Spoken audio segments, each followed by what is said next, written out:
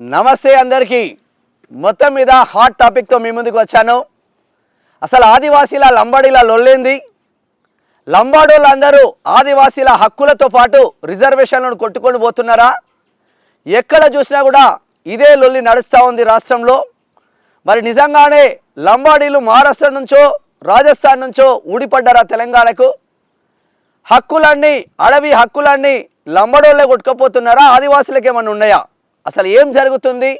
ఆదివాసీల లంబాడీల మధ్య ఈ ఉధృతం మరి ఇప్పటికే జంగళ్ళలోనే నడుస్తూ ఉంది. ఆదివాసీలు లంబాడోళ్ళ పరిస్థితులు ఎక్కడ చూసినా కూడా ఏ ఇద్దరు ముగ్గురు లంబాడీ ఆదివాసులు కలుసుకున్నా కూడా ఇదే చర్చ పెడతా ఉన్నారు. మనం కూడా అందు గురించి డీప్ ఫారెస్ట్లోకి వచ్చి జంగల్లా ఉంచి లంబాడీ హక్కుల పోరాట సమితి వర్కింగ్ ప్రెసిడెంట్, రాష్ట్ర వర్కింగ్ ప్రెసిడెంట్గా ఉన్న భూఖ్య సంతోష్ నాయక్ దగ్గర ఉన్నాం. అసలు ఈ పరిస్థితులకు ఎందుకు వచ్చినాయి? ఈ పరిస్థితులు 50 సంవత్సరాల నుంచి లేని పరిస్థితి ఇప్పుడు ఎందుకు వచ్చింది? నిజంగా ఏం జరగబోతుంది, ఏం జరుగుతుంది అనేది ఒకసారి చర్చిద్దాం. అన్న, వెల్కమ్ టు ప్రజా వాయిస్.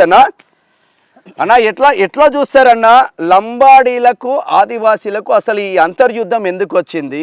ఎవరు స్టార్ట్ చేసిండ్రు దీన్ని? అసలు నిజంగానే లంబాడులు మొత్తం ఆదివాసీల హక్కులని గుంజుకొని పోతున్నారా? ముందుగా వాయిస్ టీవీ ప్రేక్షకులందరికీ ప్రజా వాయిస్ టీవీ ప్రేక్షకులకు నమస్కారం అన్న. శ్యామన్న, మీకు కూడా అభినందనలు. ఎందుకంటే కొత్తగా స్టూడియో స్టార్ట్ చేశారు. విత్ ఇన్ షార్ట్ టైంలోనే మీ స్టూడియో కూడా చాలా జనాలు రీచ్ అవుతుంది. ప్రజా సమస్య మీద మీరు ఎన్నో పోరాటాలు గతంలో చేసినారు. ఈ మీ ప్రజా వాయిస్ ద్వారా యావత్ సమాజానికి నిజం తెలవాలి. ఎందుకంటే ఇది ఒక గొప్ప టాపిక్ తీసుకున్నారు మీరు. నన్ను పిలిచినందుకు కూడా మీకు ధన్యవాదాలు. ఎందుకంటే యావత్ సమాజానికి మేము వివరణ ఇవ్వాల్సిన బాధ్యత కూడా మా మీద ఉన్నది ఒక సంఘ నాయకునిగా. సో విషయం ఏంటంటే అన్న, ఆదివాసీ సోదరులు మేము లంబాడోలు కాదు, ఎస్టీ జాబితాలు తీసేయాలని ప్రధాన డిమాండ్ ఇప్పుడు రాష్ట్రంలో. లంబాడోలు కాదు అని చెప్పడానికి వీళ్ళు ఎవరు? మేము మరి 50 ఏళ్లలో లేనిది ఇప్పుడే ఎందుకు మాకు ఈ వ్యత్యాసం వచ్చింది? ఈ ఆదివాసులు మరి మేము ఇంతకుముందు అన్నదమ్ముల్లో కలిసి ఉన్న సోదర భావంతో కలిసి ఉన్న మేము అడవులలో మేము ట్రైబ్స్గా మేము సోదర భావంతో అన్న అంటే తమ్ముడు, తమ్ముడు అంటే అన్న అనే ఒకటే పాఠశాలలో ఒకటే కంచంలో తిరిగి మేము సోదర భావంతో బాల్యం నుంచి పెరిగిన మేము 50 సంవత్సరాలు లేని లొల్లి ఇప్పుడు ఎందుకు స్టార్ట్ అయింది అంటున్నావు? ఇప్పుడు మరి గతంలో మరి నిజంగా మేము బయట నుంచి వచ్చిన వాళ్ళం. ఇది ఎవరు రేజ్ చేసిల్లన్న? ఇప్పుడు ఆదివాసీల హక్కులన్నీ లంబాడోళ్ళే కొట్టుకుపోతున్నారు అని ఎవరు రేజ్ చేసిండ్రు తెలంగాణ రాష్ట్రంలో? అన్న, ఇది రేజ్ చేసింది 2017లో వచ్చిన ముచ్చట ఇది. ఓకే. మేము 1976లో భారత రాజ్యాంగ ప్రకారం తెలంగాణలో ఉన్న లంబాడీలు చేర్చబడ్డాం. 1956లోనే మేము లంబాడీలం, 52లోనే మేము లంబాడీలం. కానీ ఈ 50 సంవత్సరాలు లేని లొల్లి 2017లో స్టార్ట్ అయింది. అప్పుడు 2017లో ఏ గవర్నమెంట్ ఉందన్న మన తెలంగాణలో? ఏ ప్రభుత్వం ఉందన్న? కేసీఆర్ ఉన్నారు కదా. అప్పుడు 2017 14 నుంచి 23 వరకు కేసీఆర్ ఉన్నాడు కదన్న. మరి అప్పుడు స్టార్ట్ అయిన లొల్లి ఇది ఎప్పుడు రాలేదు. ఆదివాసీ సోదరులు పాప అమాయకులు, మంచి సోదరులు, మేము సోదర భావంతో ఉన్నాం. ఎప్పుడు మా మీద రాలేదు. ఆ అమాయకులనే ఆసరగా తీసుకొని లంబడోళ్ళందరూ పైకి ఎదుగుతున్నారు అనేది ఆదివాసుల ఆరోపణలు. ముందుగా ఫస్ట్ మేము ఎలా వచ్చినాం అనేది మీరు ఒక క్వశ్చన్ వేసారు. ఎలా వచ్చినాం అనేది ఇప్పుడు యావత్ సమాజానికి మీ ద్వారా మన ప్రజా వాయిస్ ద్వారా తెలియజేయాలి. చూడనా, ఫస్ట్ క్వశ్చన్కి నేను ఆన్సర్ ఇస్తా. మేము లంబడోళ్ళు ఇక్కడోళ్ళు కాదు, వలస వచ్చిరని 2 మాటలు మీరు అన్నారు. అది మాకు చాలా బాధైన విషయము. అది మా అస్తిత్వాన్ని, మా గిరిజన సోదరు యావత్ సమాజాన్ని మీరు నేను అన్నది కాదు, ఆదివాసులు ఆరోపిస్తున్నారు. ఆదివాసీ సోదరులకు నేను మీ ద్వారా చెప్తున్నా. ఊరికే పదే ఆదివాసులు కాదు బయట నుంచి వచ్చే అంటే ఇది మా అస్తిత్వాన్ని, మా యొక్క హక్కులను, మా యొక్క ఆత్మగౌరవం మీద ఆ సోదరులు దెబ్బతీస్తున్నారు. ఆ దెబ్బతీసేది ఆదివాసీ సోదరులు అందరు కాదు, కొంతమంది ఎవరైతే రాజకీయాల ప్రలోభాలకు లొంగి వెనక నుంచి నడిపిస్తున్న ఆ దుష్ట శక్తుడు ఎవడున్నాడో వాడిని మేము త్వరలో పసిగడతాం. వాని బండాన్ని బయటపెట్టి సమాజం కూడా ఎవడు దోషుడు ఎవడేందని మేము నిరూపిస్తాం. అయితే మీరు ప్రధాన ఇప్పుడు ఫస్ట్ ఏమన్నారు, మీరు బయట నుంచి వచ్చారన్నారు. అన్న, నీకు ఒకసారి మన చరిత్రలోకి వెళ్దాం, మా లంబాడీల చరిత్ర నుంచి వెళ్దాం. భారతదేశంలో మా చరిత్ర చూసుకుంటే సింధు సివిలైజేషన్ నుంచి స్టార్ట్ అవుతుంది అన్న. ఓకే. ఇంకా చరిత్ర ముందు పోతే శ్రీకృష్ణ దేవరాయల కాలం నుంచి కూడా మా భగవంతుడు శ్రీకృష్ణుడు అక్కడ నుంచి కూడా అక్కడ నుంచి మా చరిత్ర ప్రస్థానం ఉంటుంది అన్న. ఇక ఇప్పుడు మరీ అంత చరిత్రలో వెళ్ళకుండా ఇప్పుడు లక్కీ షా బంజారా, ఈ దేశంలో చివరి హిందూ రాజు ఎవరన్నా? మొఘల్స్తో కొట్లాడిన చివరి హిందూ రాజు పృథ్వీరాజ్ చౌహాన్. ఈ దేశ రక్షణ కోసం, ఈ దేశం యొక్క హక్కుల కోసం, నా దేశ ధర్మం కోసం అందులో కొట్లాడింది మన పృథ్వీరాజ్ చౌహాన్, చివరి హిందూ మన మొహమ్మద్ గోరి తోటి దండయాత్ర చేసి మనం ఒకసారి అతను ఓడిస్తాడు. తర్వాత ఇక్కడ లంబాడి బిడ్డ ఓడిస్తాడు. మన దేశం, ఈ దేశం కోసం, ఈ దేశం ధర్మం కోసం అది అక్కడ చేసిండు. తర్వాత లక్కీషా బంజారా, ఇప్పుడు మన పార్లమెంటు, వాస్తవానికి పార్లమెంటు కట్టింది. అప్పుడు మనం మన ఎడ్ల బండ్లు ఉండే కదా, పశు పోషణ కదా మాకు మెయిన్ ఆధారం. పశు పోషణ తోటి మేము ట్రాన్స్పోర్ట్ చేస్తాం కదన్న. అంటే ట్రాన్స్పోర్ట్ అంటే ఏంటిది, ఒక వస్తువులు చిరుధాన్యాలు అక్కడ ఇక్కడ చేసి ట్రాన్స్పోర్ట్ చేస్తుంటాం. అయితే ఇది భారతదేశంలో అక్కడ చరిత్ర. ఇప్పుడు తెలంగాణకు వద్దాం మేము. అయితే ఇక్కడ విషయం ఏంటంటే అన్న, ఆదివాసీ సోదరులు మరి ఇది కావాలి, వాళ్ళ చరిత్ర తెలుసు, కొంతమంది తెలుసు, మిగతా వాళ్ళు తెలియదు. నేను వాళ్ళని తప్పుపట్టాను. చదువుకున్న మేధావులు, విద్యావంతులు కొంతమందిని వాళ్ళ పేర్లు ప్రస్తావించుకోదలుచుకోలేదు. వాళ్ళు ఆలోచించాలి. మేము ఇక్కడ మూలవాసులమే, భూమి పుత్రులమే అనే విషయం వాళ్ళకి తెలుసు. అయినా కూడా వీళ్ళని పోతే మాకేది వస్తాయని అనుకుంటారు, కానీ అది భ్రమ. చూడన్నా, హతిరాం తెలుసు కదన్న, హతిరాం మహారాజ్ తిరుమల స్వామితో పాచికాలాడిన హతిరాం మహారాజ్ అది తెలుసు కదన్న. హతిరాం మహారాజ్ అది ఇప్పటి చరిత్ర అన్న. అంటే మేము నేర్పించుకోవడానికి సాక్షాత్తు కలియుగ భగవంతు శ్రీకృష్ణ వెంకటేశ్వర స్వామితో పాచికలాడి వెంకటేశ్వర స్వామిని ఓడగొట్టింది కదన్న. ఎవరు? హతిరాం మహారాజీ, హతిరాం బావాజీ. ఇప్పుడు హతిరాం బావాజీ, సాక్షాత్ హతిరాం బావాజీ సజీవంగా అక్కడ మఠం ఉంది కదన్న. వెంకటేశ్వర స్వామి కంటే ఓడిపోయినందుకు, వెంకటేశ్వర స్వామి కంటే ఒక ఎత్తు హతిరాం బావాజీ విగ్రహం దేవాలయం పైన ఉంటుంది ఓడిపోయినందుకు. అయితే అది చరిత్ర, దానికి సంబంధించిన మఠం ఉంది అక్కడ. 2,000 ఎకరాల భూమి హతిరాం మహారాజ్కి పేరు అక్కడ ఉంది. అది మేము లంబాడిలో పూజ చేసుకొని సరిపోతుంది కన్నా. ఇంకొకటి, అది ఆంధ్ర, మన తెలంగాణ ఒకప్పుడు మన ఉమ్మడి రాష్ట్రం ఉన్నాం. గోల్కొండ కోటకి 8 దర్వాజాలు ఉన్నాయి.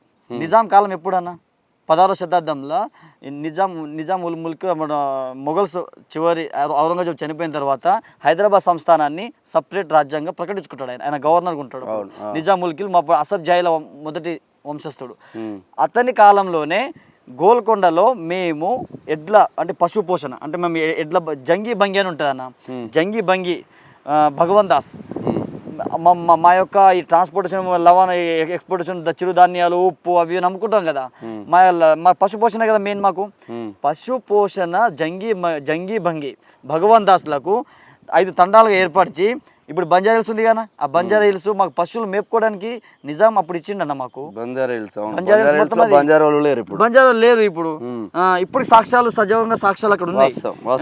కానీ బంజారా హిల్స్ లో మా వాళ్ళు లేరు, చదువుకోలేదు, విద్య లేదు, మాకు భూమి విలువ తెలియదు, డబ్బు విలువ తెలియదు, బతకడం ఒకటి తెలుసు, ఇక పండించిన ధాన్యం 10 మందికి అన్నం పెట్టడం తెలుసు. ఇవి ఈ కుళ్ళు కుతంత్రాలు చదువుకోలేదు కాబట్టి, విద్యకు దూరంగా ఉన్నాం కాబట్టి పసిగట్టలేకపోయినాం. ఇలా బంజారా హిల్స్ ఖాళీ అయిపోయి మొత్తం వాళ్ళే ఉన్నారు.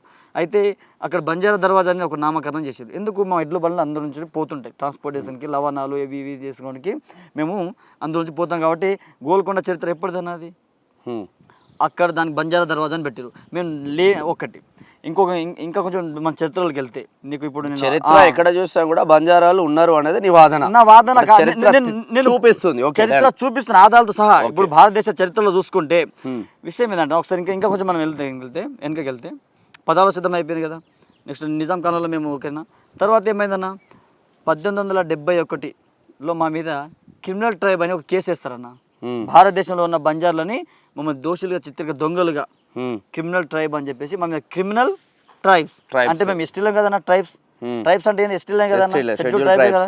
మరి అక్కడ మేము వాడు ఉట్టినే వాడు క్రిమినల్ ట్రైబ్ అని కేసు వేస్తాడన్న. భారతదేశంలో మాకు ఎందుకు ఇచ్చారన్న కేసు? 1857లో సిపాయిల తిరుగుబాటు జరుగుతుంది. 1857లో సిపాయిల తిరుగుబాటు జరుగుతుంది. సిపాయిల తిరుగుబాటు చేస్తున్నప్పుడు మన సైనికులకు మనం ధాన్యం సరఫరా చేసినాం, ఆహారం అందించినాం, ఆయుధాలు అందించినాం. ఎవరికి? మన భారతదేశంలో బ్రిటిష్ ప్రభుత్వంలో భారతదేశం మొత్తం నగ్గిపోతుంది కదా. అయితే మన సైనికులు సిపాయిల తిరుగుబాటులో పోరాడుతున్న మన సైనికులకి మనం ఎడ్ల బండ్ల ద్వారా వాళ్ళకి ఆహారం సరఫరా చేసినాం. మన సైనికులకి కావాల్సిన మౌలిక వసతులన్నీ సరఫరా చేసినాం. అప్పుడు బ్రిటిష్ వాడు మమ్మల్ని ఆపి నువ్వు వాళ్ళకి సరఫరా చేయదు, నువ్వు నా అధీనంలో ఉండాలి, నేను చెప్పినట్టే వినాలని చెప్పేసి అప్పుడు బ్రిటిష్ మాకు హుకుం జారీ చేస్తాడు. చేస్తే మా లంబాడి సోదరులు లంబాడి కొంచెం ఎత్తు పొడుగుంటారు, బలశాలి. లాల్ బాడి లంబాడి రకరకాలుగా ఉంటారు, ఎత్తు పొడుగు ఉంటారు, మంచి బలశాలి. కాబట్టి బ్రిటిష్ వానికి మా వాళ్ళు తలొగ్గలే. ఎందుకంటే ఈ దేశం మాది, పరాయి నువ్వు బయట నుంచి వచ్చి నన్ను అందరి లొంగ తీసుకుంటాడు. కానీ మా లంబడోళ్ళు బ్రిటిష్ వానికి లొంగలేదు, వాడు చెప్పిన మాట మేము వినలేదు. అప్పుడు రైలు మార్గాలు ఏమైనా ఉన్నాయన్నా? ఏం లేవు. మా ట్రాన్స్పోర్టే ఈ ఎడ్ల బండ్ల ద్వారానే వాళ్ళు మనకి ఏమైనా చేయాలంటే. అది మనసులో పెట్టుకున్నాడు. ఏం చేసింది? మమ్మల్ని క్రిమినల్ ట్రైబ్ అని చెప్పేసి 1871లో మమ్మల్ని గుర్తించాడు. ఎప్పుడన్నా? 1871. అప్పుడు ఏమనుందన్న case? Criminal tribe act. tribes. అంటే మన ట్రైబ్స్ అని అప్పుడు ప్రూవ్ అయిందా లేదా? ఇంకా చరిత్రలోకి వెళ్దాం. చాలామంది సోదరులు మీడియా ముంగట్టుకు వచ్చి యావత్ తెలంగాణ సమాజాన్ని సమాజం ముందు మన దోషులుగా మేము ఏదో పరాయణ వచ్చినట్టుగా ఏదేదో కథలల్లి వాళ్ళు అవి వస్తాయి అన్న సంపద ఎందుకు సంతోషాన్ని ఎందుకు చెప్తున్నా అంటే ఇప్పుడు కేసీఆర్ ఉన్నాడు సపోజ్, కేసీఆర్ చెప్పి మేము బీహార్ నుంచి వచ్చినామండి, సరే మీ చరిత్ర ఉంది, తెలంగాణ వాళ్ళే భారతదేశంలో పుట్టి పెరిగిన ఎవరైనా ఎక్కడి నుంచి అయినా వచ్చి స్థిరపడవచ్చు, దాన్ని పక్కన పెడదాం అన్న. బయట నుంచి స్థిరపడడం కాదు, మేము ఇక్కడ మూలవాసులం కదా అన్న. మాకు నిజంగా మేము బయట నుంచి వచ్చుంటేనేమో మీరు అన్నట్టు ఇబ్బంది ఉండదు, కానీ మేము ఇక్కడ ఈ భూమి పుత్రుల్లో మేము ఉన్నాం కదా, ఈ భూమిలో మా పాత్ర చరిత్రలో లంబాడీలు ఎక్కడి నుంచి ఉన్నారు, గోల్కొండలో ఏం జరుగుతుంది, బంజారా హిల్స్ లో బంజారా అనే పేరు ఎందుకు వచ్చింది, హతీరాం బాబా ఎక్కడి నుంచి ఉన్నాడు, వెంకటేశ్వర స్వామితో ఎందుకు పాచికలు ఆడిన్లు, ఇవంతా చరిత్ర చెప్తా ఉన్నాడు సంతోష్. మూలవాసులు అంటే ఎక్కడి నుంచి రాలేదురా నాయరా, మేమే అసలైన మూలవాసులం అని చెప్తా ఉన్నారు. ఇది పక్కన పెడదామన్న. 1971లో 1,00,000 మంది లంబడోళ్ళు ఉన్న మన రాష్ట్రంలో 1981కి వచ్చేసరికి 10 లక్షల అంటే 11 లక్షల చిల్లరకు వెళ్ళిపోయిన వ్యత్యాసం 10 లక్షల చిల్లరకు పోయింది. అంటే ఒక దాదాపు ఒక 10 సంవత్సరాలనే విపరీతంగా పెరుగుతారా అన్న? 10 లక్షలు మీకు వాళ్ళ ఆరోపణ, గిరిజనుల ఆరోపణ. మీరు మంచి క్వశ్చన్ అడిగారు. ఈ సమాజం ఈ విషయం తెలియక, ఈ క్వశ్చన్ తెలియక నిజంగా మీరు వలస వచ్చిరా 1971లో ఉన్న అనేది ప్రధాన ఆరోపణ.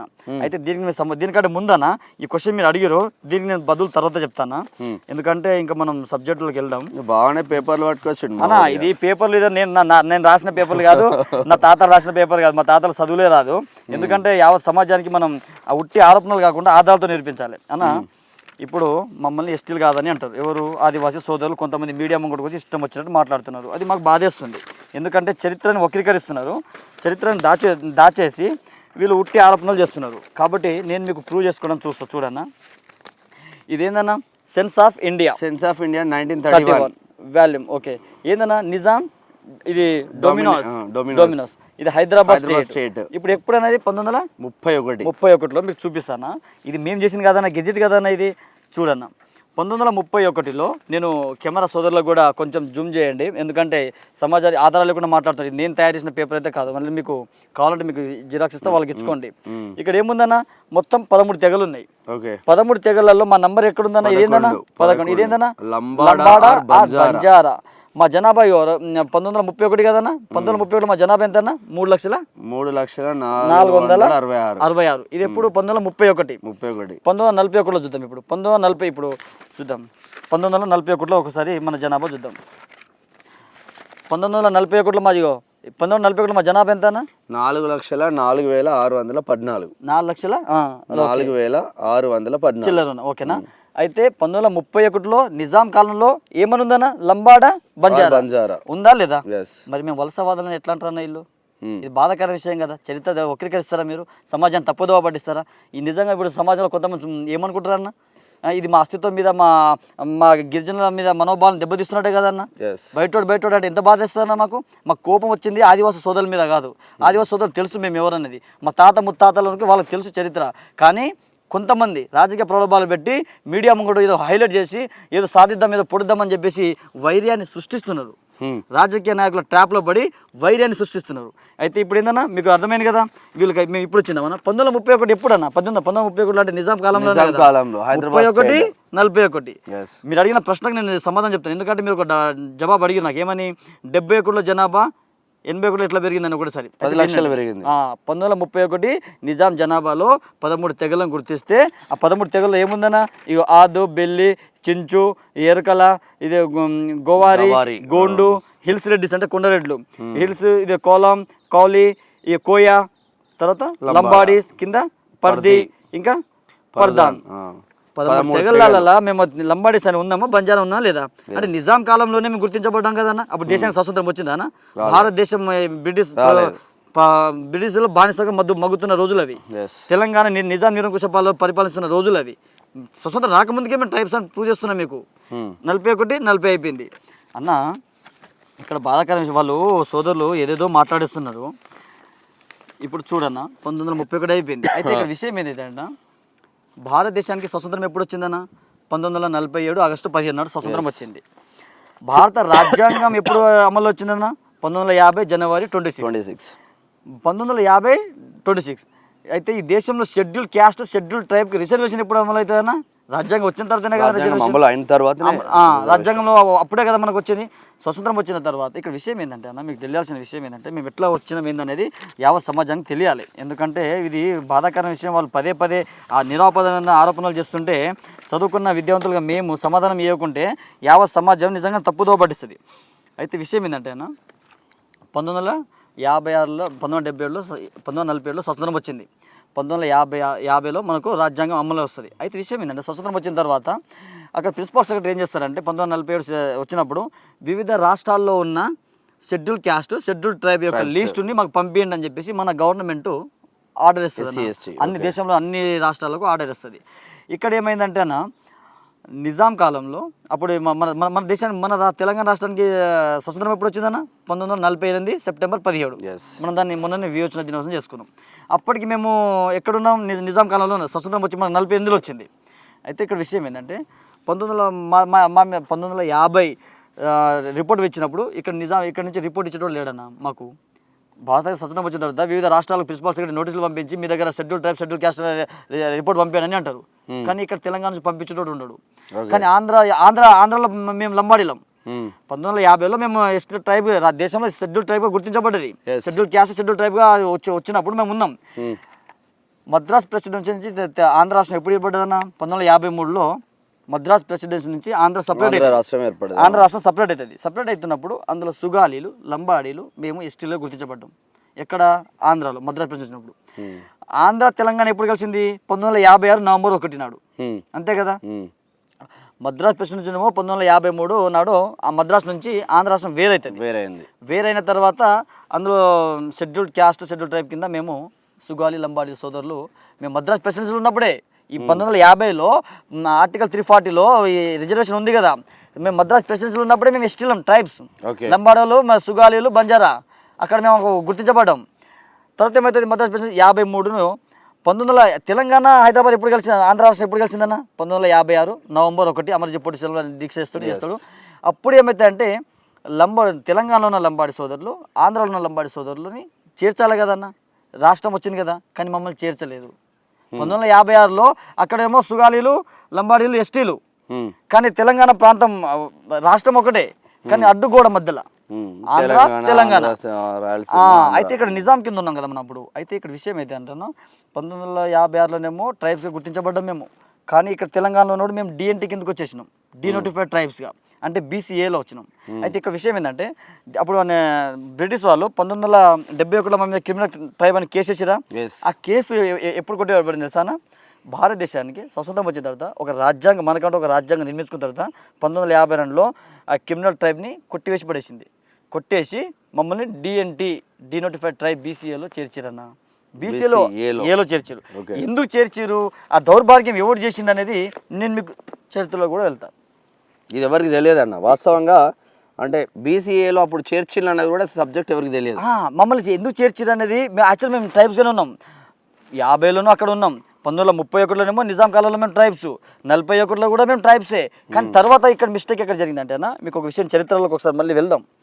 అయితే 1940 సంవత్సరం అక్టోబర్ 27న గోండు కొమరంభీం చనిపోతాడన్న. కొమరంభీం చనిపోతాడు. ఎప్పుడు ఇది 41.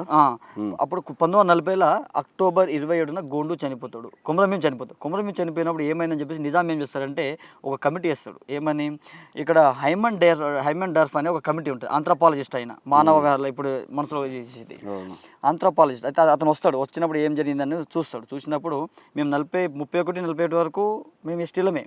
తర్వాత ఆంథ్రోపాలజిస్ట్ అతను హైమన్ డర్ఫ్ ఇంగ్లాండ్ నుంచి వస్తాడు కదా లండన్ నుంచి వచ్చినప్పుడు ఆయన బ్రిటిషర్ కదా వచ్చినప్పుడు మా రిపోర్ట్ని తప్పుదోవ పట్టిస్తాడన్న. అక్కడ ఆల్రెడీ 13 తెగలు ఉన్నాయి. ఆ తెగల నుంచి మమ్మల్ని తొలగిస్తాడు. ఎందుకు తొలగిస్తాడంటారు గతంలో మేము బ్రిటిష్ వాళ్ళకి మమ్మల్ని పోరాటం చేసినాం కదా అక్కడ మా మీద కక్షతోటి ఇక్కడ ఏం చేసినంటే తెలివిగా ఆ రిపోర్ట్లో మమ్మల్ని రాయలేదు. కొన్ని తెగలను గుర్తించిండు. ఆ రిపోర్ట్ అక్కడ రాసిండు పెట్టేసి వెళ్ళిపోయాడు. ఆ రిపోర్ట్ ఏమైంది దాన్ని ప్రమాణంగా తీసుకున్నారు. ఇక అక్కడ మిస్ అయినా మేము అక్కడ చేసిన తప్పిదం. మళ్ళీ ఆంధ్రాలోనేమో మేము ఎస్టీలమే, లంబాడీలం. షెడ్యూల్ ట్రైబ్ రాజ్యాంగం వచ్చినప్పుడు మేము ఎస్టీలమే. కానీ ఇగో ఇక్కడ మిస్ అయినామన్న. 1940లో కొమరం చనిపోయినప్పుడు ఇక్కడ ఎంక్వైరీ చేసినప్పుడు ఈయన హైమండార్ఫ్ ఎవరైతే ఉన్నాడో ఈ హైమండార్ఫ్ వచ్చేసి ఆంథ్రోపాలజిస్ట్ అతను వచ్చేసి రిపోర్ట్ ఇస్తాడు. అక్కడ మా 1871లో క్రిమినల్ ట్రైబ్ అని కేసు పాస్ అయింది కదా మా మీద. మేము వాళ్ళు సహకరించలేదు కదా, అది దృష్టిలో పెట్టుకొని ఒక రిపోర్ట్ ఇస్తాడు. ఆ రిపోర్ట్ అక్కడ రాసి పెట్టేస్తారు. తర్వాత స్వతంత్రం వచ్చిన తర్వాత మన నిజాం నుంచి ఎవడు, మన హైదరాబాద్ నుంచి ఎవడు పోయిన వాడు లేడు, రిపోర్ట్ ఇచ్చిన వాడు లేడు. అట్లా మేము మిస్ అయినాం. మేము ఉన్నాం ఆల్రెడీ, అక్కడ మిస్ అయినాం. వాడు చేసిన కొన్ని అధికారులు చేసిన కొన్ని తప్పిదాల వల్ల మేము మిస్ అయినాం. అయితే ఇక్కడ ఏమైందంటేనా 1956లో ఆంధ్రాలో ఉన్న లంబాడీ సోదరులు సుగాలీలు లంబాడీలు అని గుర్తించబడ్డారు కదా రాజ్యాంగబద్ధంగానే. మీకు చూపిస్తాను మళ్ళీ. ఈయన మాట్లాడుతుండు, మంచి భలే మాట్లాడుతుండు, ఆధారాలు లేవని అనుకుంటారు. ఇది ఏముందన్న, న్యూఢిల్లీ చూడండి, October, ministry of home 1956 1950 gazette భారతీయ ఏముందన్న, scheduled caste and scheduled tribe list modification orders. అయితే 1956 ఆంధ్ర తెలంగాణ కలిసింది కదా. ఆంధ్ర తెలంగాణ ఎప్పుడు కలిసింది? 1956లో మనం అందులో కలిసినాము. ఆంధ్ర రాష్ట్రంగా తెలుగు రాష్ట్రంగా ఆంధ్రప్రదేశ్గా మనం సంపూర్ణ తెలుగు వాళ్ళం కాబట్టి ఆంధ్రప్రదేశ్ ఏర్పడినాయి. అయితే 1956 గవర్నమెంట్ ఇచ్చిన గెజిట్ ఇది. భారత రాజ్యాంగం వచ్చిన తర్వాతనే గెజిట్ అయిన తర్వాత ఇది. అయితే ఇక్కడ చూడన్నా, ఇక్కడ ఏముంది, ఇగో ఎన్ని తెగలు ఉన్నాయన్నా? అయితే ఇగో సీరియల్ నెంబర్ చూడన్నా, మా తెగ ఎక్కడుందన్నా? 29. అయితే 1956 భారత రాజ్యాంగంలో ఆంధ్రప్రదేశ్లో ఉన్న లంబాడీలు ఇగో ఇక్కడ ఇన్ని తెగలు, ఇగో కోయా, గోండు, రెడ్డి హిల్స్, ఇగో ఆదు, ఇగో బిల్లి, చుంచు, ఎరకాల వీళ్ళన్నీ ఉన్నాయి కదా. మేము ఎక్కడున్నామన్నా? లంబాడీస్, ఇగో లంబాడీస్, బంజారాస్. అంటే 1956లో మమ్మల్ని గుర్తించారు కదన్నా. మరి తెలంగాణలో ఎందుకు మిస్ అయిందో మీకు ఇప్పుడు జరిగిన పరిణామం చెప్పినా కదా, అక్కడ మిస్ అయినాం మేము. యాక్చువల్లీ మేము లంబాడీలో ఒకటే రాష్ట్రంలో, మా అన్ననేమో అక్కడ లంబాడీ, నేనేమో ఇక్కడ డిఎన్టీ బీసీ కింద ఉన్నా. ఇది లేదు, మీకు ఇది ఆధారాలు చెప్తున్నా, ఇక్కడ ఉందా లేదా. మళ్ళీ మన వాళ్ళు సోదరులు వాళ్ళు మీడియా ముంగడు వచ్చి ఏదో హల్ చెప్పేసి జనాలను తప్పుదో పట్టిస్తున్నాం. 1956లో ఆంధ్రాలో ఉన్న లంబాడీ సుగాలీలు, మేము ఎస్టీలు, క్రమ సంఖ్య 29. మీకు చెప్తున్నానా. తర్వాత ఏమైందంటేనా 1956 నుంచి మేము మమ్మల్ని ఎప్పుడు చేర్చారు? 76లో చేర్చారు. 1976లో మమ్మల్ని చేర్చారు. అంటే 20 సంవత్సరాలు మేము పొలాలు అనుభవించలే కదన్నా. ఆంధ్రాలో ఉన్న మా అన్ననేమో ఎస్టీ, నేనేమో ఇక్కడ బీసీఏ. ఈ వ్యత్యాసం ఏందన్నా? ఒకటే తల్లి బిడ్డలము, ఒకటే సంస్కృతి, ఒకటే భాష, ఒకటే యాస, ఒకటే వేషధారణ, ఒకటే టూకిరి ఖాళీ పేటియా. ఆయన తినే తిండి జొన్న రొట్టె అదే, నేను తినేది అదే తినే సొల్లయ్య అదే. మా సంస్కృతి జీవనాధారం అంతా ఒకటే ఉన్నది. ఈ మధ్యలో ఈ దాటితేనేమో ట్రైబు, ఇది దాటితేనేమో డిఎన్టీ. దీని మీద మా బంజారా కొంతమంది చదువుకున్న మేధావులు ఇప్పుడు కొంతమంది పేర్లు మీకు ఈ మీడియా సమక్షంలో కూడా తెలియాలి. ఎందుకంటే నా బంజారా సమాజానికి కూడా చరిత్ర తెలియాలి. చరిత్రలో ఎందుకంటే గతంలో మా ఆయన వాగ్యనాయక్ అని ఉండే, వాగ్యనాయక్ చౌహాను, నర్సింగ్, రమణీబాయి, స్వామి నాయకు, అప్పుడు విద్యార్థి నాయకులు రవీంద్ర నాయకుడు, మాజీ మంత్రి మన ఈయన అమర్ సింగ్ తిలావత్. అయితే వీళ్ళంతా ఏం చేశారంటే ఒక ఆయన కలిసి విషయం ఏంటంటే అక్కడేమో ఇట్లుంది, మా కొంతమందికి ఇక్కడున్న వాళ్ళకేమో రిజర్వేషన్ వర్తించలేదు, వాళ్ళకి జాబ్ రాలేదు. అక్కడ రిజర్వేషన్ వర్తించి వాళ్ళకి జాబ్ వచ్చింది. మరి ఎట్లా అని చెప్పేసి మా రవీంద్ర నాయక్ వాళ్ళు కొంతమంది మెడికల్ కాలేజ్లో ఆయన సీటు రాలేదు నాకు, కానీ ఆయన ఫ్రెండ్కి వచ్చింది. ఎట్లా జరిగింది, ఏం జరిగిందని ఇప్పుడు మా వాళ్ళకి అప్పుడు అవగాహన వచ్చింది. వచ్చిన తర్వాత ఆంధ్రాలో అన్న ఎస్టీ, ఇక్కడనేమో బిఎన్టీ. దానికోసం ఏం చేశారు, సుదీర్ఘంగా 20 సంవత్సరాలు పోరాటం చేసి మా వాళ్ళు ఢిల్లీకి, దీనికి లోకల్ హైదరాబాద్ ఇక్కడ చుట్టూరా ప్రాంతంలో మేము ఢిల్లీకి వెళ్ళి పోయి ఇందిరాగాంధీని, అక్కడున్న కాసు బ్రహ్మానంద రెడ్డి, ఇక్కడ ఉన్న జయపాల్ రెడ్డి, వీళ్ళందరూ కొంతమంది మాకు సహాయకారంతో మేము అక్కడికి వెళ్ళి అమ్మ ఇట్లా అని చెప్పేసి చేస్తే దానికి ఇందిరాగాంధీ చేసింది ఒక కమిటీ వేసింది. ఇది నిజమే నాకు ఏందా అని చెప్పేసి తేల్చండి అని చెప్పేసి ఒక కమిటీ వేసింది. ఆ కమిటీ ఎవరు ఆధ్వర్యం వేసిందంటే అన్న మీకు అన్నీ మన అనిల్ కే చందా కమిటీ వేసిందన్న. అనిల్ కే చందా కమిటీ ఏం చెప్తుంది, అనిల్ కే చందా 1969లో ఒక కమిటీ వేస్తుంది. ఇది నిజమేనా కాదా మనం ట్రైబ్యునల్ చేస్తే అనిల్ కే చందా 33 మంది సభ్యులతోటి ఒక కమిటీ ఇస్తాడు. జాయింట్ పార్లమెంటరీ కమిటీ అని ఒకటి వేస్తారు, జేపీసీ, జాయింట్ పార్లమెంటరీ కమిటీ వేస్తారు 33 సభ్యులతో. ఆ కమిటీ 22 సార్ల సమీక్ష నిర్వహిస్తుంది. 22 సార్ల సమీక్ష నిర్వహించి ఇది వాస్తవమే, వీళ్ళ మధ్యలో ఒక అడ్డుగోడ ఉంది, అక్కడ ఉన్న లంబాడీల కల్చర్, ఇక్కడ ఉన్న కల్చర్, భాష, వేషాధారణ వీళ్ళంతా ట్రైబ్సే, కాకపోతే కొన్ని తప్పిదాల వల్ల ఇది ఒకటే ప్రాంతంలో ఉన్న లంబాడీలు వేరు ఉండొద్దు కదా, ఒకటే జీవనాధారం ఒకటే ఉన్న వాళ్ళు అక్కడ రిజర్వేషన్ ఇక్కడ వేరు ఉండదు కదా అని చెప్పేసి అనిల్ కే చందా కమిటీ ఏం చేసింది, సమీక్ష చేసి అవును ఇది వాస్తవమే వీళ్ళు లంబాడీలు అని చెప్పేసి రిపోర్ట్ తయారు చేసి వాళ్ళకి ఇస్తే అప్పుడు 1976లో ఇది నిజమే అని చెప్పేసి మమ్మల్ని ఏం చేశారంటే అన్న, అప్పుడు తెలంగాణలో ఉన్న డిఎన్టీ కింద ఉన్నాం కదా బీసీఏలో, అప్పుడు మమ్మల్ని ఏం చేశారంటే ఇదేందన్నా ఒకసారి మీరు కూడా చదవాలి, 76లో మళ్ళీ లంబాడీలుగా కన్వర్ట్ చేసిన పరిస్థితి మాత్రం ఉంది. Schedule caste and schedule tribes order amendment act 1976 number 108 of 1976 September 18th. ఇది నేను తయారు చేసిందా అన్న, మా తాత ఏమైనా రాసి వచ్చిందా? గెజిట్ ఆర్డర్, గెజిట్ ఆర్డర్ కదన్న ఇది. దీన్ని ఏమన్నా తప్పుదాం అంటామా అన్న? నేనేమో నేను పెన్నుతోటి బుక్లో రాసుకొచ్చి నేను రాసిందే రాజ్యం, నేను రాసిందే రాత నేను చెప్పట్లేదు కదా. భారతదేశం అత్యున్నత న్యాయ పార్లమెంట్లో బిల్లు పాస్ అయ్యి అది రాష్ట్రపతి ఆమోద ముద్ర పొంది బయటికి వచ్చి దేశంలో ఒక్క దగ్గరనే కాదు దేశంలో మొత్తం అట్లే జరిగింది కదా. షెడ్యూల్ క్యాస్ట్ షెడ్యూల్ ట్రైబ్లో ఒకటే ప్రాంతంలో ఉండి వేరు ఎందుకు రిజర్వేషన్ వచ్చేస్తుంది అని చెప్పేసి అలాంటి వాళ్ళని సమీక్ష చేసి కమిటీ చేసి అప్పుడు మేము 20 సంవత్సరాలు మేము కొట్లాడితే 1976లో మమ్మల్ని ఎస్టీలుగా గుర్తించారు. ఇగో మళ్ళీ మీకు అది కూడా చూపిస్తాను నేను. అప్పటి నుంచి ఇప్పటి వరకు ప్రాబ్లం లేదు. చూడనా ఇక్కడ ఏముందన్నా, సుగాలి లంబాడీస్ 1976లో ఉన్నాం కదా అన్న, అంటే వచ్చినాం కదా. మరి వీళ్ళు ఆరోపణలు లేకుండా ఇది చూడండి ఎన్ని పేజీల గెజిట్ ఇది. ఈ గెజిట్ అంటే అఫీషియల్ నోట్స్ ఇవంతా భారత సర్కార్ గెజిట్ నోటిఫికేషన్స్ ఇవన్నీ అఫీషియల్ నోట్స్.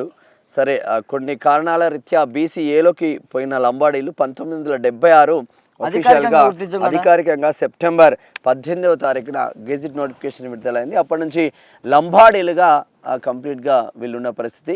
అంతంలో ఆంధ్రప్రదేశ్లో అయితే కంప్లీట్గా స్టార్టింగ్ నుంచే లంబాడీలుగా ఉన్నారు. మరి సరే ఇది చరిత్ర అన్న, ఇది చరిత్ర. ఇప్పుడు లొల్లి ఎందుకు వచ్చింది చెప్పన్న? మేము ఇప్పుడు మీరు దొంగదారి వచ్చారు, దొడ్డిదారి లొల్లి చెప్తా. లొల్లి ఎక్కడ వస్తుందంటే ఏ ఐఏఎస్ చూసినా, ఏ ఐపీఎస్ చూసినా, ఏ పోలీస్ నౌకర్లు చూసినా ఎక్కడ చెప్తున్నా నార్మల్గా చెప్పండి మంచి పొజిషన్లో ప్రిన్సిపల్ సెక్రటరీల కాడ నుంచి ఎక్కడ చూసినా కూడా నాయక్ అని ఉంటుంది, లేదంటే సింగ్ అని ఉంటుంది, లేదంటే చౌహాన్ అని ఉంటుంది. వీళ్ళు అంటే గిరిజన ఆదివాసీల హక్కులన్నీ గిరిజనులే కొట్టుకుపోయిన్లు. మాకు చదువు లేకుండా చేసి ఆదివాసీల చదువు లేకుండా చేసి వాళ్ళ హక్కులు వాళ్ళ రిజర్వేషన్లన్నీ గిరిజనులు కొట్టుకపోయి మా నోట్లో మట్టి కొట్టిల్లు అన్నది గిరిజనుల ఆదివాసుల ఆరోపణ. సార్ ఆరోపణ ఓకే అన్న, దానికి మీరు ఏం ఆన్సర్ చెప్తారు? ఇప్పుడు దానికి కూడా నేను సమాధానం చెప్తా చూడన్నా. మీరు కూడా ఒక చదువుకున్న విద్యావంతులు, మీరు ఒక ప్రజా క్షేత్రంలో ఉన్నారు, ఒక మీడియా ఛానల్ మీరు నడుపుతున్నారు. మీ ద్వారా మీ ప్రజా వాయిస్ ఛానల్ ద్వారా ఈ సమస్యలకి అన్నిటికీ ప్రజలకు వెళ్తాయని నేను ఆశిస్తున్నా. కాబట్టి చూడన్నా, మీరు అడిగిన మంచి ప్రశ్నని.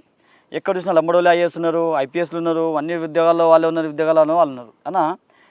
ఒకసారి నీకు మళ్ళీ చరిత్ర కాదు అసలైన విషయం మీకు చెప్తా, ఎందుకంటే సమాజం తెలియదు. మేము లంబడోళ్ళగా ఎప్పుడు గుర్తించబడ్డామన్నా? 1976లో. ఆదివాసులు ఎప్పుడు కోయ గోండుల సోదరులు, మిగతా సోదరులు అంటే కోయ గోండు సోదరులు వీళ్ళు ఎప్పుడు గుర్తించారన్న? 1950 రాజ్యాంగం అమలు అయినప్పటి నుంచి, దేశం స్వతంత్రం వచ్చినప్పటి నుంచి దేశంలో ఎట్ ఏ టైంగా వీళ్ళు గుర్తించబడ్డారు. అంటే 50 నుంచి 76 వరకు ఎవరు ఉన్నారన్నా? వాళ్ళే ఉన్నారు కదన్నా. ఆదివాసీ సోదరులు రిజర్వేషన్ వచ్చింది కదన్నా. మీరు కొంచెం దాన్ని కొంచెం ఈ డేట్ని గుర్తుపెట్టుకోండి. 1950 నుంచి 76 వరకు రిజర్వేషన్ ఫలాలంతా ఎవరు అనుభవించారన్నా? 26 సంవత్సరాలు ఎవరు అనుభవించారన్నా? అప్పుడు మాకంటే మేమంటే 76లో చేర్చినాం. మేము తెలంగాణలో లంబాడి సోదరులు మేము యాక్ట్ ఉంది, మేము ఆల్రెడీ ఇది చేసినాం. వాళ్ళు చేసిన పొరపాటు వల్ల 76లో మమ్మల్ని ఇది చేసుకున్నారు, రిసీవ్ చేసుకున్నారు. అయితే 50 నుంచి 76 మధ్యలో కాలంలో అప్పుడు ట్రైబల్ మినిస్టర్ ఎవరు ఉండే అన్న? అప్పుడు ఎమ్మెల్యేలు ఎవరన్నా? గోండు సోదరులే కదా అన్న. ఇప్పుడు ఏజెన్సీ ప్రాంతంలో జియో నెంబర్ 3 ఉంటుంది అన్న, 100% రిజర్వేషన్ ఉంటుంది. ఓకే, అక్కడ స్థానికులకి అప్పుడు గతంలో 7వ తరగతి వాళ్ళతో ఫెయిల్ అయినా కూడా టీచర్లుగా అక్కడ వాళ్ళకు 100% రిజర్వేషన్. ఇక వాళ్ళు తప్ప వేరే వాళ్ళు లేదు. ఏజెన్సీ ప్రాంతంలో ఉన్న మా ఈ షెడ్యూల్ క్యాస్ట్ సోదరులకు మాకు షెడ్యూల్ క్యాస్ట్ షెడ్యూల్ ట్రైబ్స్ కూడా ఉంటారు అలా. షెడ్యూల్ క్యాస్ట్ అదల్లా షెడ్యూల్ ట్రైబ్స్ మా ఆదివాసి అంటే ఆదివాసి అన్ని తెగలు ఉంటాయి కదా, 33 తెగలు వస్తాయి. ఆదివాసి సోదరులు అంటే అలా లంబడో, చించు, కొరకొల, గొండ వీళ్ళంతా కొండరెడ్లు ట్రైబ్స్ 33 తెగలల్లా ఇది ఏంటిది? జియో నెంబర్ 3 ఫస్ట్ ఎవరు అనుభవించారన్న? వాళ్ళే కదన్నా. మేము మొన్న 76లో వచ్చినాం. వాళ్ళు అనుభవించినా కూడా అంటే నా క్వశ్చన్ అంటే ఏంటంటే మీరు వినాలి, మీరు వింటా, వాళ్ళు 20 సంవత్సరాలు అనుభవించినా కూడా కనీసం వాళ్ళు పైకి రాలేని పరిస్థితి, లంబాడి బిడ్డలు ఎందుకు ఎట్లా పైకి వచ్చింది అనేది వాళ్ళ క్వశ్చన్. ఆరోపణ. నేను అదే చెప్తున్నా. 1976 ముందు మంత్రులు మీరే, ఎమ్మెల్యేలు మీరే, ప్రభుత్వ ఫలాలన్నీ మీకే వచ్చినాయి. మేము డిఎన్టీ కింద ఉన్నాం కదా బీసీలో. అప్పుడు మా గుర్తింపు తెలంగాణలో ఉన్న బంజారా సోదరులు ఎవరు అనుభవించలేదు కదన్న. ఫలాలన్నీ మీరే అనుభవించారు కదా. మాకంటే ముందు 20 సంవత్సరాలు మీరు అప్డేట్, మీకు రిజర్వేషన్ అనుభవించారు కదా. మీరు ఎందుకు డెవలప్ కాలేకపోయినారు? దాని వెనకాల మతలబ్ ఏమిటి? మనకు కేంద్రం నుంచి వచ్చి రావాల్సిన నిధులు, ఐటీడీ నిధులు ఇవి. మనకు ఇక్కడ ఇప్పుడు ఏజెన్సీ ప్రాంతాల్లో మాకు సపరేట్ ఫండ్స్ ఉంటాయి. మళ్ళీ ఇక్కడ తెలంగాణ రాష్ట్ర గవర్నమెంట్ వచ్చిన ఫండ్స్ ఇది. మరి మిమ్మల్ని ఎందుకు డెవలప్ చేయలేకపోయినారు? పాలకులు మీరే కదా. భీమరావు అప్పుడు మంత్రి కదన్న, రామారావు మంత్రియే కదన్న. వాళ్ళ మరి నా ఆదివాసీ సోదరులు వెనుకబడ్డ వాళ్ళకు మరి ప్రభుత్వ ఫలాలు వస్తున్నాయి, ఏజెన్సీ ప్రాంతాల్లో ఉండే వాళ్ళకు స్పెషల్ ఫండ్స్ వస్తున్నాయి. ఆ ఫండ్స్ అన్ని ఎవరు తిన్నాడన్నా? నా అమాయక ఆదివాసీ సోదరులు మోసం చేసింది ఎవరన్నా? ఆ దొంగలే కదన్నా. వాళ్ళని తరిమి కొట్టాలి. ఆదివాసీ బిడ్డలకు నేను మీడియా సమక్షంగా చెప్తున్నా, అసలు మిమ్మల్ని మన దొంగ శత్రువు ఎక్కడో లేదు, మన పాలకులే మన శత్రువులు. ఆ విషయాన్ని ఆదివాసీ సోదరులు గమనించాలి. మేము 76లో ఎస్టీలో వచ్చినాం, 81లో మేము ఫలాలు అనుభవించినాం. 76లో అమలు అయితే 81లో జనాభా లెక్కలు జరిగినప్పుడు తర్వాత 82 తర్వాత మేము వృద్ధిలో జనసాంద్రత మా ఎస్టీ టైప్లో వచ్చినాం. అంతకుముందు 10, 20, 30 సంవత్సరాలు మీరే ఉన్నారు కదా. మరి ఎందుకు అభివృద్ధి చేసుకోలేకపోయినారు? లోపం ఎక్కడ జరిగింది? పాలకుల లోపం జరిగింది. అమాయక ఆదివాసీ సోదరుల వచ్చిన ఫండ్స్ అన్ని పక్కదారి పట్టించినారు. ఎవరు? గిరిజనేతరులు. గిరిజనులు కాదు, గిరిజనేతరులు. దాన్ని ఫండ్స్ అని పక్కదోవ పట్టించి అక్కడ ఆదివాసీ భూముల్లో ఖనిజాలు సంపద ఉంటుంది కదా, దాన్ని దోచాలని చెప్పేసి కొంతమంది వీళ్ళని పావులుగా పెట్టుకొని, ఆదివాసీ గోండు సోదరు కొంతమంది పావులుగా పెట్టుకొని నడిపించిన ఆట ఇది. ఆదివాసీ సోదరులు వెనుకబడడానికి కారణం, వృద్ధిలోకి రావడానికి కారణం ప్రభుత్వాలు, ఆ దొంగన కొడుకులు చేసిన మోసమే ఇది. ఇది మీడియా సమక్షంగా నేను మీకు తెలియజేస్తున్న. ప్రజలు ఆదివాసీ బిడ్డలు కూడా అర్థం కావాలి. అంటే వాళ్ళ రిజర్వేషన్లు మొత్తం మీరే కొట్టుకపోతున్నారు, మీరే డెవలప్మెంట్ అన్న కాన్సెప్ట్ ఒకటైతే, మార్వాడీలు లంబడోలు ఒకటే అన్నది ఇంకొక వాదన వస్తుంది.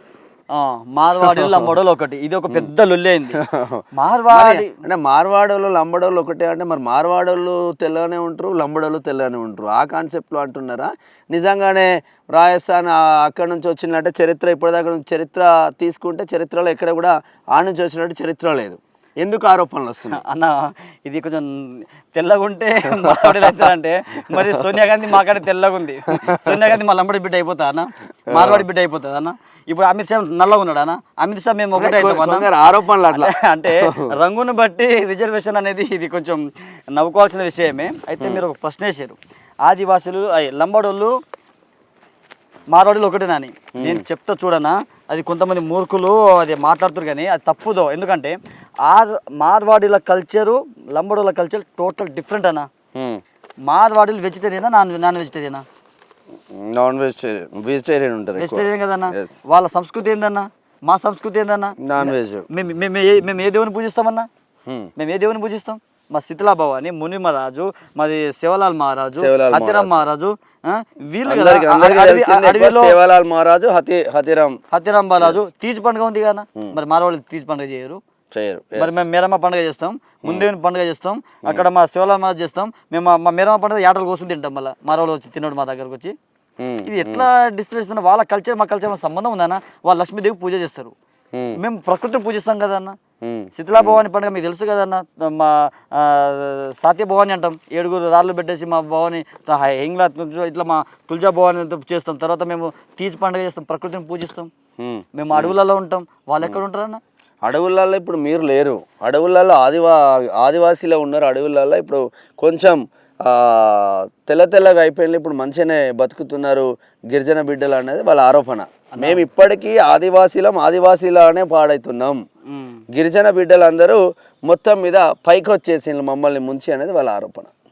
అదే ఇప్పుడు విషయం ఏంటంటే అన్న, గిరిజనులు పైకొచ్చిరు అంటే ఎట్లా పైకొచ్చిరు అన్న? సరే మా దాంట్లో విషయం ఏంటంటే అన్న, ఓపెన్గా చెప్పుకోవాలంటే మా దాంట్లో కొంచెం కష్టపడే తత్వం ఎక్కువ ఉంటుంది, ఎదుటి వాళ్ళని చూచి నేర్చుకునేంత జ్ఞానం ఉంటుంది. గతంలో చరిత్ర తీసుకుంటే డెవలప్ అయ్యారు, లంబడో డెవలప్ అవుతారు కదా, ఎట్లా డెవలప్ అయ్యారన్నా? ఉట్టినయ్యారన్నా. ఇప్పుడు ఒకే ఆదివాసి గూడాల్లో ఉన్నాం, చదువుకుంటున్నాం. అక్కడ లంబడోళ్ళు ఉన్నారు, కోయా గోండు సోదరులు ఉన్నారు, లంబడోళ్ళు ఉన్నారు. ఒకే క్లాస్ రూమ్లో 100 మంది ఉన్నామన్నా. నీకు చెప్పే టీచర్ పాఠాలు, నాకు చెప్పే టీచర్ పాఠాలు ఒకటే బడిలో చదువుకుంటాం. మరి అక్కడ ఎగ్జామ్ పెట్టినప్పుడు మరి నాకు ఎక్కువ మార్క్స్ వచ్చింది, నీకు తక్కువ మార్క్స్ వచ్చింది అంటే లోపం ఎక్కడ జరిగిందన్న? నువ్వు అదే పల్లెలో ఉన్నావు, నువ్వు అదే గూడలో ఉన్నావు, నేను రోడ్ల మీద తిరుగుతున్నా, నువ్వు రోడ్ల మీద తిరుగుతున్నావు, నువ్వు వాళ్ళ వెనుకబాటుతనానికి వాళ్ళే కారణం అంటావు. నేను అదే ఇప్పుడు ఎవరు ఇప్పుడు నేను చెప్తున్నా కదా, మా తల్లి మా అమ్మ కట్టెలు అమ్మింది, సారా పెట్టినాం, ఇంకా కూలినాలి పనులు చేసుకొచ్చి వాళ్ళు అక్కడ చెప్తుంటే మీ పిల్లని మా తల్లి వెనకాల మమ్మల్ని తీసుకోపోయేది. ఎందుకు తీసుకోపోతున్నావు అమ్మ, మీలాంటి వాళ్ళు ఎవరైనా చదువుకున్నాడు ఎందుకు తీసుకోపోతున్నారు, పిల్లలు భవిష్యత్తు కొంచెం చదివిరాదని ఇట్లా పోతున్నారు, పిల్లలు కూడా అట్లనే అవుతారు. కొంచెం చదివించాలని కొంతమంది అప్పుడు టీచర్స్ కొంతమంది చదువుకునే వాళ్ళు మమ్మల్ని హితోపదేశం చేశారు. మా తల్లిదండ్రులకు ఆలోచన వచ్చింది, అవును కదా వాస్తవమే కదా, ఆ సార్ ఎంత మంచిగా ఉన్నాడు, చదువుకున్నాడు కాబట్టి మంచిగా నౌకరీ చేస్తుంది కదా, నా పిల్లలు నేను పేదరికంలో ఉన్నా, నేను కష్టం చేస్తున్నా, గొడ్డు కష్టం పట్టువారి దగ్గర మేము వెట్టి చాకరీ చేస్తున్నాం, జీతాలు ఉన్నాం, నా కొడుకు అలాంటి పరిస్థితి రావద్దని చెప్పేసి ఆ తల్లి ఏం చేసిందంటే కట్టెలు అమ్మి సారా అమ్మి రూపాయి పోగు చేసి నన్ను బడిలో పంపించింది. బడిలో పంపించిన మా తల్లిదండ్రుల కష్టం చూసి నేను ఆ కృతజ్ఞతగా నేనేం చేసిన, చదువు మీదనే ధ్యాస పెట్టిన, చదివిన. వచ్చిన అవకాశాలు చదువుకుంటూ పోతే తెలివి జ్ఞానం వస్తే మన అవకాశాలు మనకు వెతుక్కుంటూ వస్తాయి. చదువుకున్న తర్వాత ఒక్కొక్క ఇట్లా మీలాంటి వాళ్ళ పైన చదువుకుంటూ పోతున్న తరుణంలో మేము అన్న ఐఏఎస్ ఐపీఎస్లో ఎంత మీరే ఉన్నారని అంటారు కదా, ఐఏఎస్ ఐపీఎస్ ఏమన్నా రాష్ట్ర గవర్నమెంట్ నిర్వహిస్తుంది అన్న, ఐఐటి జేఈ ఇదంతా మెయిన్స్ ఎవరు నిర్వహిస్తారన్న? సెంట్రల్ గవర్నమెంట్ కదన్నా, రాష్ట్రానికి ఏం సంబంధం అన్న? అక్కడ ఏం వచ్చిందన్న మాకు అంటే ఎవడు టాలెంట్ ఉంటే ఎవడు సత్తా ఉంటే వాళ్ళు కదన్నా గ్రూప్స్లో క్వాలిఫై అయ్యేది. నేనే 2 సంవత్సరాలు కోచింగ్ తీసుకున్న గ్రూప్ ప్రిపేర్ అయినా, నాకు రాలేదంటే లోపం ఎక్కడ ఉంది? నాలో ఉంది.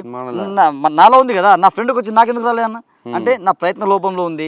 నాకు సరైన టైము ప్రణాళిక నేను కావాల్సిన సబ్జెక్ట్ని నేను గ్యాదర్ చేసుకోలేకపోయినా, 2 సార్లు రాసిన, 2 సంవత్సరాలు వేస్ట్ అయింది, రాలేదు అంటే తప్పు. ఇప్పుడు నేను సమాజం నిందించాలా నాకు రాలేదని చెప్పేసి?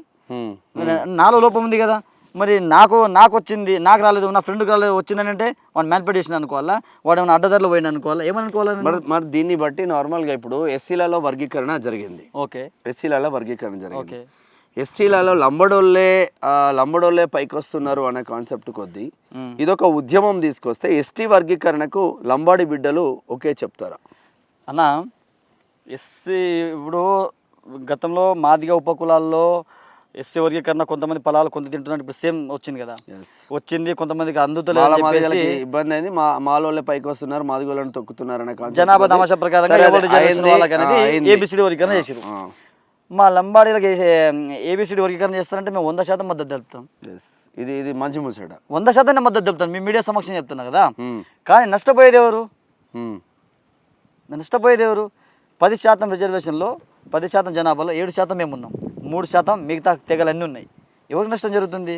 మిగతా తెగలకు నష్టం జరుగుతుంది. ఇప్పుడు ఇక్కడ ఎవరు లాభపడతారు?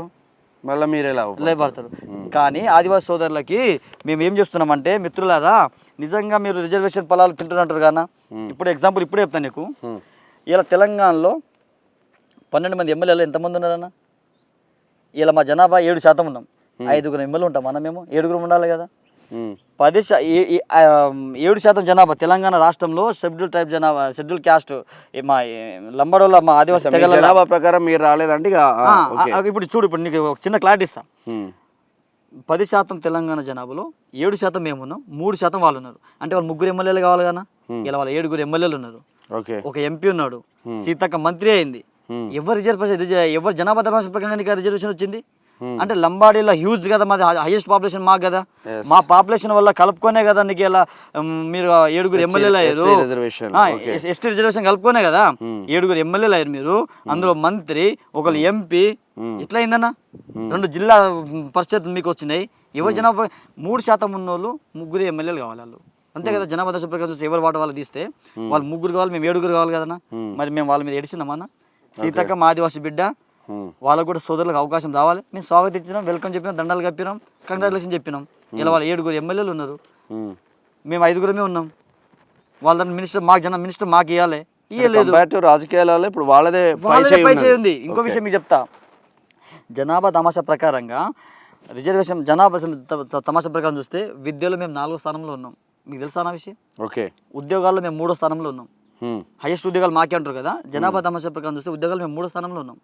ఫస్ట్ స్థానంలో ఎరకల సోదరులు ఉంటారు, సెకండ్ స్థానంలో గోండూలు ఉంటారు, 3వ స్థానంలో మేము ఉంటాం. వాళ్ళ జనాభా తక్కువ ఉంది కాబట్టి పైకి కనిపించకపోవచ్చు, మీ జనాభా ఎక్కువ ఉంది కాబట్టి ఇక్కడ కూడా నాయక్ అన్న ఇది లాజిక్. 10 మంది ఉద్యోగులు 10 ఉద్యోగాలు ఉన్నాయి. మేము ఇక్కడ 100 మంది ఉన్నాం.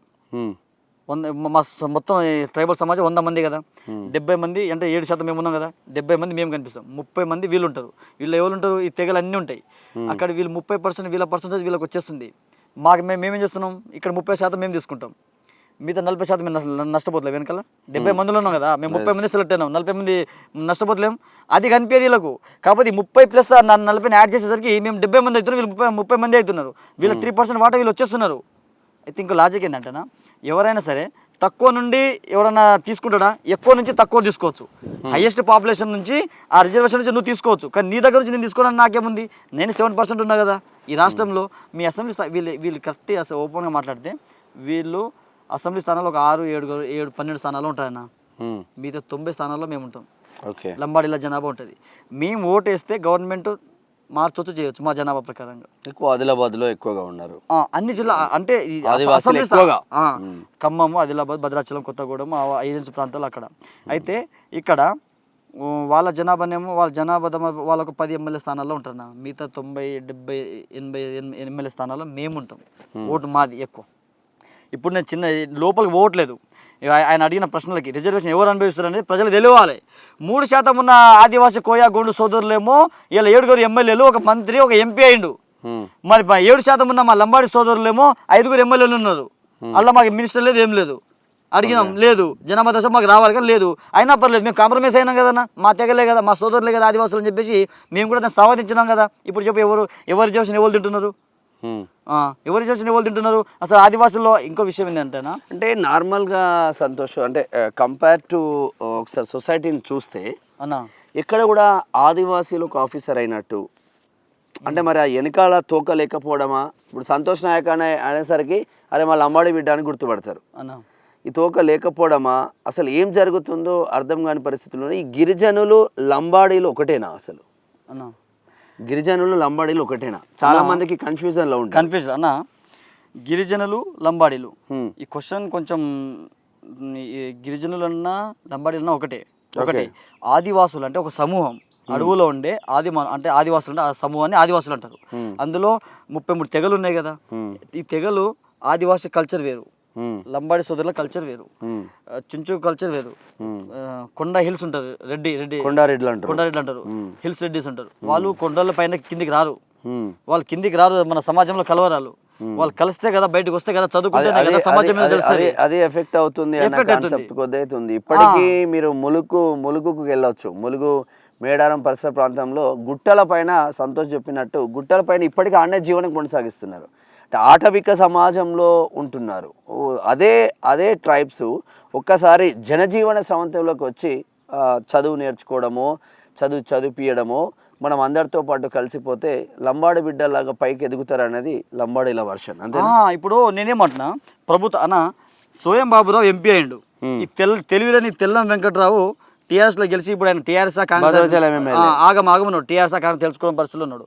అయితే ఈ డ్రామా ఏందన్నా, 50 ఏళ్లలో లేనిది ఇప్పుడు ఎందుకు స్టార్ట్ అయింది లొల్లి? విషయం ఏంటంటే అన్న, కేసీఆర్ ప్రభుత్వం ఉన్నప్పుడు మేము మా తండాలో మా రాజ్యం, వీళ్ళిద్దరైనా సోయం బాబురావు, తెల్లం వెంకట్రావు వెనకాల నుండి నడిపించేది. గతంలో సోయిలేని సోయం బాబురావు నడిపిండు. ఎట్లా నడిపిండు? నా ఆదివాసీ సమాజానికి నేను మీకు క్లారిటీ ఇస్తున్నా. తుడుం దెబ్బ ఆధ్వర్యంలో ఎక్కువగా వినిపిస్తూ ఉంటాయి అన్న.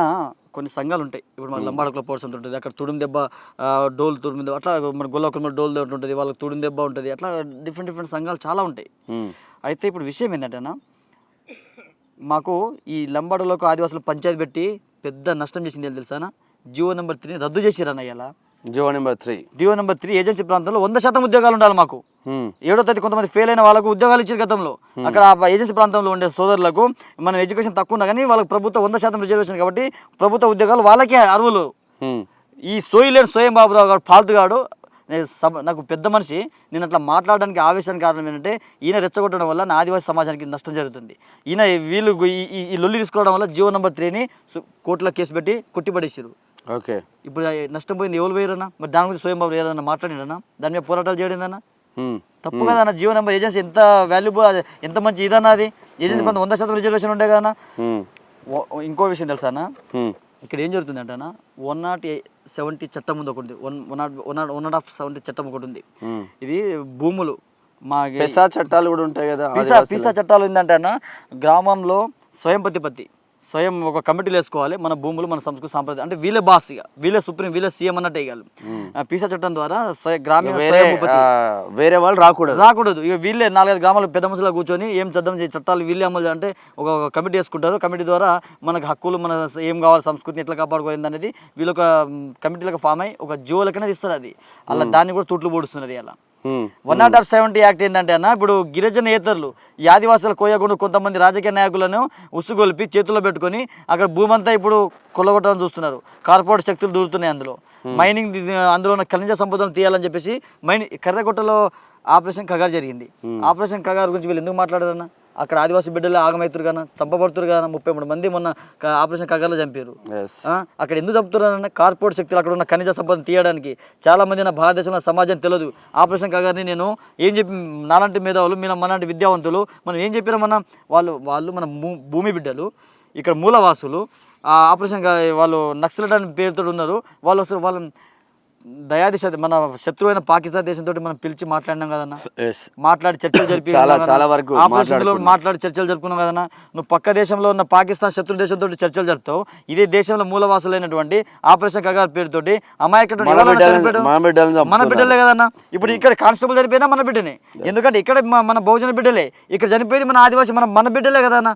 మనకు పుల్లలు పెట్టి కార్పొరేట్ శక్తులు మన ద్వారా మనని దానికి చెంది మాట్లాడదాన్ని వీళ్ళు. అది మొన్నటి వరకు ఎస్సీల యుద్ధం నడిచింది. సరే, వర్గీకరణ అయిపోయింది, ఏబిసిడి వర్గీకరణ అయిపోయింది, చల్లబడ్డది అయిపోయింది. ఇప్పుడు ఆదివాసీల లంబాడీల యుద్ధం ఆదివాసీలు మొదలు పెడితే ఇది ఎంతవరకు పోతుంది? ఎందుకు ఈ మరీ టూ మచ్? అంటే ఎట్లయిపోయిందంటే ఇక మా దోసుకపోతున్నాం, మేము కొట్టేస్తాం, ఏదో ఒకటి చేసేస్తాం. ఈ వ్యత్యాసం మొత్తం రాజకీయ నాయకులే నడిపిస్తున్నారా అన్న? 100% దీని వెనకాల రాజకీయ నాయకుల కుట్ర ఉంది. గతంలో మేము మా తండాలో మా రాజ్యం అని కేసీఆర్ని అడిగినాం. 10% రిజర్వేషన్ గురించి మేము కొట్లాడితే ఇదంతా మనసులో దృష్టి పెట్టుకొని మేము 26 సంవత్సరాల వైఎస్ఆర్ కాలం నుంచి ఎన్టీ రామ కాలం నుంచి మేము మా తండాలో మా రాజ్యం, మాకు సపరేట్ తండాలు ఇవ్వని చెప్పేసి మేము కొట్లాడితే అమ్మాయిలు లంబడలు ఏదేదో అడుగుతున్నారు, అది అడుగుతున్నారని చెప్పేసి మనసులో దృష్టిలో పెట్టుకొని మేము తండాల రెవెన్యూ గ్రామ పంచాయతీలు అడిగినాం. ఆయన తండాలు ఇచ్చిండు, ఖాళీ డబ్బా, ఏం లేదు, వాటర్ ట్యాంక్ ఇచ్చిండు మాకు. అలా నీళ్ళు లేవు, నిధులు లేవు, పూర్తి తండా అది. అలా మా రోడ్లు, డ్రైనేజ్, దానికి స్పెషల్ ఫండ్స్ అంటే ఏముండదు. మళ్ళీ మేము రెవెన్యూ గ్రామ పంచాయతీ అంటే మాది ఇంకోటి చెప్పుకోవాల్సి, ఉమ్మడి గ్రామ పంచాయతీ చెప్పుకోవాల్సి వస్తుంది పరిస్థితి. రెవెన్యూ అంటే నిధులు వస్తాయి. మా తండా ఓకే, మేము సర్పంచ్ అయినాం, ఓకే సంతోషం. కానీ అలా నిధులు లేవు కదా, ఖాళీ డబ్బు ఇచ్చినాం, నీళ్ళు లేవు కదా. అలా ఆదివాసీల ఇంకొక ఆరోపణలు వస్తూ ఉన్నాయి. మా రిజర్వేషన్లన్నీ లంబాడోలే కొట్టుకుపోతున్నారు, కానీ లంబాడోల రిజర్వేషన్లు 100% మేము క్యాన్సిల్ చేస్తాం. సుప్రీంకోర్టుకు పోతే రిజర్వేషన్లు క్యాన్సిల్ అయ్యే ఛాన్స్ ఉందా? అన్నా, నేను కరాకండి చెప్తున్నా, ఈ తెలివి లేని స్వయంబాబురావు తెలుసు. గతంలో కేసు వేసిండు, హైకోర్టు కొట్టిపడేసింది. ఇది అశాస్త్రీయం, అది రాజ్యాంగబద్ధంగా గెజిట్ అయ్యి రాష్ట్రపతి పార్లమెంట్ బిల్ అయ్యి రాష్ట్రపతి గెజిట్ అయిన సంతకం. సుప్రీంకోర్టుకి ఏం సంబంధం అన్న? ఇలా పార్లమెంట్లో బిల్ కావాలి కదా చర్య జరగాలంటే. మేము ఆర్టికల్ 342 1976 యాక్ట్ నెంబర్తో సహా నేను మీకు ఇప్పుడు చెప్పినా కదన్నా. మేము ఉట్టి ఇవన్నీ ఆరోపణలు కాదా అన్న? అంటే మరి పార్లమెంట్లో బిల్లు పెట్టి పాస్ చేపిస్తారా? ఈ పార్లమెంట్ బిల్ పాస్ అన్న, మమ్మల్ని మేము ఆల్రెడీ ట్రైబ్స్ అన్న, కాకపోతే వాళ్ళు చేసిన తప్పిదం వల్ల మేము కొంచెం లేట్గా చేర్చబడ్డాం అంతే. మేము ఆల్రెడీ 1950లోనే మేము ఎస్టీలం కదా. 1950లోనే మద్రాస్ ప్రెసిడెన్సీ నుంచి విడిపోయినప్పుడే మేము ఆంధ్రప్రదేశ్లో ఉన్న సుగాలి, లంబాడీలు మేము ఎస్టీలం. వీళ్ళు ఎట్లా చెప్తారన్న? నేను చెప్పిన యాక్ట్ నెంబర్ 43 ఆఫ్ 1956 25 సెప్టెంబర్ 1956లోనే మేము ట్రైబ్స్ ఆంధ్రప్రదేశ్లో సుగాలి, లంబాడీలు తీసేయడానికి ఆప్షన్ లేదంటారు. ఇప్పుడు అంతే కదా. ఎట్లా తీసేస్తారు? భారత రాజ్యాంగాన్ని వీళ్ళు అవమానపరుస్తారా? ఫాల్తు ఒక నా సోదరుడే పేరుని తెలుసుకోను మ్యానిపులేట్ చేసి ఇందిరాగాంధీ మేము మ్యానిపులేట్ చేస్తామా? ఇందిరాగాంధీ మ్యానిపులేట్ చేసి మాట్లాడతారు. తెచ్చుకున్నారా? ఇదేమో దొంగతనం తీసుకుని అంటారు అన్న. ఇదేమైనా ఉట్టినైతే అన్న, అక్కడ పార్లమెంట్లో అనిల్ కే చంద్ర 30 మంది సభ్యులు దాన్ని కమిటీ నిర్ధారణ చేసి సమీక్ష చేసి వాదోపాదాలు చర్చలు జరిగిన తర్వాత ఆన్సర్ చెప్పలే. అప్పుడు నెక్స్ట్ చెప్తా అన్నారు. 1971లో లంబాడీలు 1,00,000 మంది, 1981కి వచ్చేసరికి 11 లక్షల పైచిలుకు. అంటే 10 సంవత్సరాల్లోనే 10 లక్షల జనాభా లంబాడీలకు ఎక్కడి నుంచి వచ్చింది? మా హక్కులనే మీరు కాళ రాస్తున్నారు. మీరు అంటే క్రియేటివిటీ ఎక్కువైపోయింది. మొత్తం మీద సర్వనాశనం మమ్మల్ని పట్టించిండ్రు. ఒకటేసారి 10 లక్షల జనాభా ఎట్లా పెరుగుతుంది అన్నది ఆదివాసీల ప్రధాన ఆరోపణ. దానిపైన ఏం చెప్తావు? మంచి ప్రశ్న అడిగారన్న. తెలంగాణలో ఉన్న యావత్ సమాజంలో ఉన్న మేధావులకు, విద్యావంతులకు, నా ఆదివాసీ సోదరులకు, ఇక్కడ లంబాడి సోదరులకు కూడా నేను వివరణ ఇస్తున్నా ప్రజా వాయిస్ టీవీ ద్వారా. సోదరుని కొంచెం జూమ్ చేయమని చెప్పన్న. విషయం ఏంటంటే చూడనా, 1971లో మా జనాభా ఎంత ఉందన్న? 132,464 మంది. 132,464 మంది వాళ్ళు చెప్తున్న జనాభా ఇది 1971 సెన్సస్ ప్రకారం. అఫీషియల్ 81 వచ్చేసి 1981 సెన్సస్ ప్రకారం తీసుకున్నా కూడా 11,58,342. ఎట్లా పెరిగారు అనేది 11,58,342. అయితే 1971లో 132,000 ఉన్న జనాభా 81లో 10 లక్షలు ఎట్లా పెరిగారు అనేది ప్రధాన ఆరోపణ. నేను సమాధానం చెప్తాను, ఎందుకంటే ఇది చాలా ముఖ్యమైన మంచి ప్రశ్న అడిగారు. 1971లో 132,000. 1971లో మేము ఎక్కడున్నామన్నా? తెలంగాణ లంబాడీలో, ఏపీలోనే, ఉమ్మడి ఆంధ్రప్రదేశ్ కదా. 1971లో మేము ఎక్కడున్నా? తెలంగాణలో ఉన్నాం కదన్నా. తెలంగాణ డిఎన్టీ కింద ఉన్నాం కదన్నా. రిజర్వేషన్ రాలేదు. 76లో కదా మాకు రిజర్వేషన్ వచ్చింది. 1976లో వచ్చింది కదా. ఈ సెన్సస్ ఎప్పుడన్నా? 71 అంటే ఎవరు ఉన్నారన్నా? 71 ప్రకారం బీసీఏలోనే ఉన్నారు. మేము బీసీఏలో డిఎన్టీ కింద ఉన్నాం కదా. అంటే మా జనాభా క్యాలిక్యులేట్ అయింది అక్కడ? కాలేదు. ఈ జనాభా ఎక్కడంటే అన్న ఆంధ్రప్రదేశ్ లో ఉన్న సోదరుల జనాభా. ఆల్రెడీ లంబాడీ ట్రైబ్స్ ఉన్నారు. ఇప్పుడు ఈ జనాభా ఎవరు జరుగుతుంది? భారతదేశంలో షెడ్యూల్ ట్రైబ్, షెడ్యూల్ క్యాస్ట్ జనాభా మాత్రమే జరుగుతుంది, మిగతా జరగదు.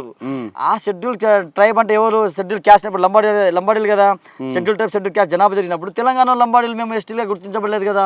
డిఎన్టీ కింద ఉన్నాం కదా. మేము 76లో వచ్చినాం కదా అన్న. ఇది 71 కదా అన్న. అంటే మేము అప్పటికి మేము డిఎన్టీలో ఉన్నాం కదా, బీసీఏ కింద ఉన్నాం కదా, మేము రాలే కదా. ఈ జనాభా ఎవరిది? ఆంధ్ర రాష్ట్రంలో ఉన్న సోదరుల జనాభా. ఇది చరిత్ర. చాలా మందికి నాకు కూడా తెలియదు. ఇప్పుడు 10 లక్షల మంది పెరిగిరు అని చెప్పేసి 1971 ప్రకారం లంబాడీల జనాభా 132,464 మంది అని చెప్తా ఉన్నారు. బట్ 1971లో లంబాడీలు ఆంధ్రప్రదేశ్లో లంబాడీలే. ఆంధ్రప్రదేశ్లో జనాభా అది. బట్ తెలంగాణ రాష్ట్రంలో మాత్రం అప్పుడు నిజాం నవాబ్ల చేతుల్లో 1976లో తెలంగాణలో వీళ్ళను చేర్చిండ్రు. అప్పటికి వీళ్ళు బీసీఏలో ఉన్నారు. అప్పుడు ఇక్కడ మా జనాభా ఆడగాలి. మళ్ళీ ఇంకొకటి చిన్న క్లారిఫికేషన్, ఒక రాష్ట్రంలో ఒకటే ఉండాలి కదా. అప్పటికి ఉమ్మడి ఆంధ్రప్రదేశ్ కావచ్చు, లేదంటే మద్రాసు నుంచి బయటికి రావచ్చు, లేదంటే ఇంకోటి కావచ్చు. ఆంధ్రప్రదేశ్ ఉంది కదా. ఆంధ్రప్రదేశ్లో ఉన్నప్పుడు ఆంధ్రప్రదేశ్కు సపరేటు, తెలంగాణ లంబాడీలను సపరేట్గా ఎందుకు విభజించింది? ఇది మంచి ప్రశ్న. ఇది సమాజానికి పోవాల్సిన ప్రశ్న. ఆంధ్రప్రదేశ్లో ఉన్నారేమో ఎస్టీగా ఉన్నారు, తెలంగాణ ఉన్న వాళ్ళు ఒకటే రాష్ట్రం, ఒకటే భాష, ఒకటే యాస, ఒకటే సంస్కృతి సాంప్రదాయం, అంత తెలుగు రాష్ట్రమే ఇది. కానీ మధ్యలో అడ్డు కూడా ఏందనేది మీ క్వశ్చన్. ఇలాంటి ప్రశ్న రావాలని చెప్పేసి నేను సమాజానికి తెలియజేస్తున్నా. 1900 ఇక్కడ ఏమవుతాయంటే అన్న, అక్కడ మమ్మల్ని మేము డిఎన్టీ కింద ఉన్నాం కదా, అక్కడ మీద ఉన్నారు కదా. దానికోసమే డిఎన్టీ మీన్స్ డినోటిఫైడ్ ట్రైబ్స్ బీసీఏలో ఉన్నాం మేము. అయితే 1956లో ఆంధ్రాలో ఉన్న నా సోదరుడు అన్ననేమో లంబాడీ ఎస్టీ ట్రైబ్ గా గుర్తించబడ్డాడు. షెడ్యూల్ క్యాస్ట్, మన షెడ్యూల్ ట్రైబ్ గా, ఎస్టీగా. ఇక్కడ దీనికోసం మేము 20 సంవత్సరాలు లాస్ అయినా. ఇప్పుడు మంచి ప్రశ్న అడిగారు. 1956లో మేము ఇక్కడ గుర్తించాలి కదన్నా. ఇక్కడ తెలంగాణలో ఉన్న మాకు ఇక్కడ అధికారులు తప్పిదం వల్ల ఇక్కడ రిపోర్ట్ తీసుకున్నప్పుడు మా తెలంగాణలో ఉన్న జనాభాని, మమ్మల్ని ఉన్న ట్రైబ్ని గుర్తించాలి. అప్పుడప్పుడే వచ్చింది కాబట్టి ఇంకా నిజాం ఆ కాన్సెప్ట్ లోనే వెళ్ళి ఇక్కడ నుంచి రిపోర్ట్ ఇచ్చేటోళ్ళు లేడు. కాబట్టి ఈ అనిల్ కే చందా కమిటీ ఏం చేసిందంటే, ఇందిరాగాంధీ మేము ఇట్లా 20 సంవత్సరాలు కొట్లాడడం వల్ల, మా పూర్వీకులు మా నాయకులు కొట్లాడడం వల్ల ఇప్పుడు రవీంద్రనాథ్ గారు బతికే ఉన్నారు కదా, ఆయన హయాంలో జరిగింది కదా. సంతోష్, నేనేమంటున్నా, ఒకటే రాష్ట్రం అధికారి అంటాడు ఒకడే ఉంటాడు కదా అంటున్నా. అవును, అధికారి ఉంటాడు కదా అన్న. తెలంగాణ రాష్ట్రం అప్పుడు మన ఆంధ్రలో కలవలేదన్నా. తెలంగాణ రాష్ట్రం ఇప్పుడు ఆంధ్రలో కలవలేదు. మనం ఎప్పుడు కలిసినాం? 1956లో కలిసినాం.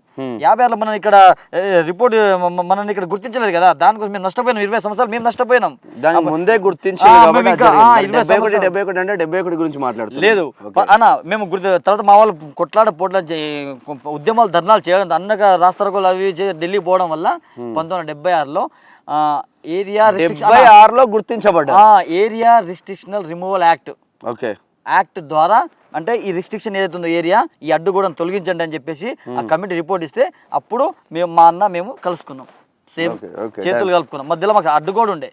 ఏరియా రిస్ట్రిక్షన్ రిమూవల్ యాక్ట్ ద్వారా మేము అప్పుడు గుర్తించబడ్డాం. 56 నుంచి 70 56 వరకు 56 నుంచి 70 మేము హిస్టరీలో గుర్తించబడలేదు. మేము 20 సంవత్సరాలు నష్టపోయినాం.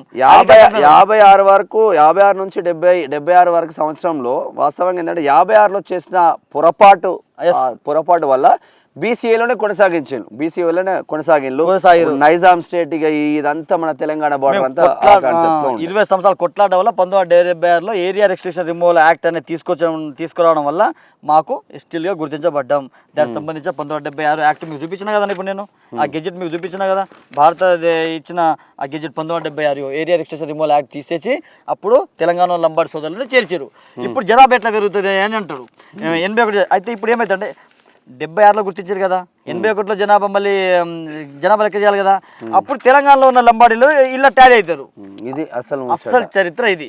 1931లో మా జనాభా 31, 1941లో జనాభా 4 లక్షల చిల్లర ఉన్నామా, మధ్యలో మమ్మల్ని ట్రైబ్ రాలే కదా, డిఎన్టీ కిందకి వచ్చేసినాం కదా, మమ్మల్ని ఆ రిపోర్ట్ మాకు ఇవ్వలేదు కదా. 1956లో ఆంధ్రాలో ఉన్న లంబాడీలు జనాభా ఇంత, వాళ్ళ జనాభాని 1971లో క్యాలిక్యులేషన్. ఇది ఇప్పుడు సంతోష్ చెప్పింది ఇప్పుడు క్లారిటీ, నాకైతే క్లారిటీ వచ్చింది. ఎందుకంటే విత్ ఆధారాలతో పాటు చెప్తా ఉన్నాడు సంతోష్. 1971లో 1,32,464 మంది లంబాడీ సోదరులు ఉంటారు. 71లో ఓన్లీ ఏపీకి సంబంధించిన 1,32,464 మంది లంబాడీ సోదరులు ఏపీకి సంబంధించిన వాళ్ళు. అప్పటికి మనం కలవాలే చేయలే, మన్ను కాలే, మశానం కాలే కాబట్టి 76లో అప్పటి వరకు వీళ్ళు డిఎన్టీలో ఉన్నారు కాబట్టి 76లో వీళ్ళు నోటిఫై చేసిండ్రు, అడ్డుగోడలు తీసేసిండ్రు. అప్పుడు ఈ తెలంగాణలో ఉన్న లంబాడీలు ప్లస్ ఆంధ్రాలో ఉన్న లంబాడీలు రెండు కలిపితే మళ్ళీ 10 లక్షలు పెరిగింది అన్నది మనం ఇప్పుడు చూడండి. ఇప్పుడు ఈ జనాభా ఇప్పుడు కరెక్టా కదా క్యాల్కులేషన్? నువ్వు మళ్ళీ మేము అప్పుడు 41లోనే మేము 4 లక్షల జనాభా ఉన్నాం. మళ్ళీ ఈ 40 సంవత్సరాలు మేము పెరగమానా? 81లో 40 సంవత్సరాలు మేము జనాభా పెరగదా? అప్పుడు టోటల్ జనాభా ఇంక్లూడ్ చేస్తే 11 లక్షలు వచ్చిన జనాభా తెలంగాణ ఆంధ్ర. 1981లో తెలంగాణ ఆంధ్రాలో ఉన్న లంబాడీల జనాభా ఇక్కడ యాడ్ అవుతుంది. 11 లక్షలు 1981లో 2 యాడ్ అయింది. 1971లో ఓన్లీ ఆంధ్రప్రదేశ్ జనాభా. దాన్ని పట్టుకొని వలస వచ్చారు, మీరు అక్కడ నుంచి దొడ్డిదారిని వచ్చారు అని చెప్పేసి అంటారు. అన్న వలస అంటున్నారు, మీకు చరిత్ర తెలియాలి. సుమన్ రాథోడ్ అని ఖానాపూర్ ఎమ్మెల్యే తెలుసు. ఆమె మహారాష్ట్రలో బీసీ. ఆమె మనోడు పెళ్లి చేసుకుంది కాబట్టి ఎమ్మెల్యేగా పోటీ చేసి చెప్తాను చూడండి, వీళ్ళు అడ్డుకోరని చెప్తున్నారు కదా. సుమన్ రాథోడ్ అని మహారాష్ట్రలో మన ఖానాపూర్ ఎమ్మెల్యే ఉన్నప్పుడు ఇక్కడ ఆమె ఖానాపూర్ నుంచి పెళ్లి చేసుకుని మనోడు, అంటే మహారాష్ట్ర నుంచి అమ్మాయిని పెళ్లి చేసుకుంటే ఇక్కడ ఎస్టీ ఆమె అక్కడ బీసీ కదా, ఇక్కడ ఎస్టీ వచ్చిందని చెప్పేసి మా ఎస్టీ బిడ్డ గోవింద్ నాయక్ ఏం చేసింది తెలుసా? దాని మీద వేటు వేస్తే తర్వాత అది 5 సంవత్సరాల తర్వాత ఆ వేటు పడిపోయింది. అది అంటే బయట నుంచి వచ్చే వాళ్ళు మేమెందుకు స్వాగతిస్తామన్నా, మాది మేము కొట్టుకొని వస్తుంటే మా దగ్గర సరిపోతుంటే మరి ప్రభుత్వం ఆపాలి కదన్నా. ట్రైబల్ అడ్వైజరీ కమిటీ ఉంది కదా, మరి ఇక్కడ అప్పుడు మంత్రులు వీళ్ళే ఉన్నారు కదా, వలస వస్తున్నారంటే మరి 1976 ముందు మంత్రులు గొండులో ఉన్నారు కదా, అప్పుడు ఎందుకు అడ్డుకోలేకపోయారు మీరు?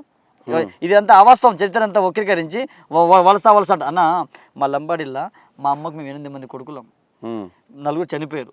చనిపోతే మళ్ళీ మేము 4 పుట్టినాం. మా నాన్నమ్మకి 14 మంది సంతానం. 14 మంది సంతానం. మా దాంట్లో అప్పుడు ఆపరేషన్ లేవు. మాకు ఆపరేషన్ తెలియదు, సహజ సిద్ధంగా ఉంటాం కాబట్టి, కొంచెం బలంగా దృఢంగా ఉంటాం కాబట్టి ఇక పిల్లల్ని కంటూనే ఉన్నారు.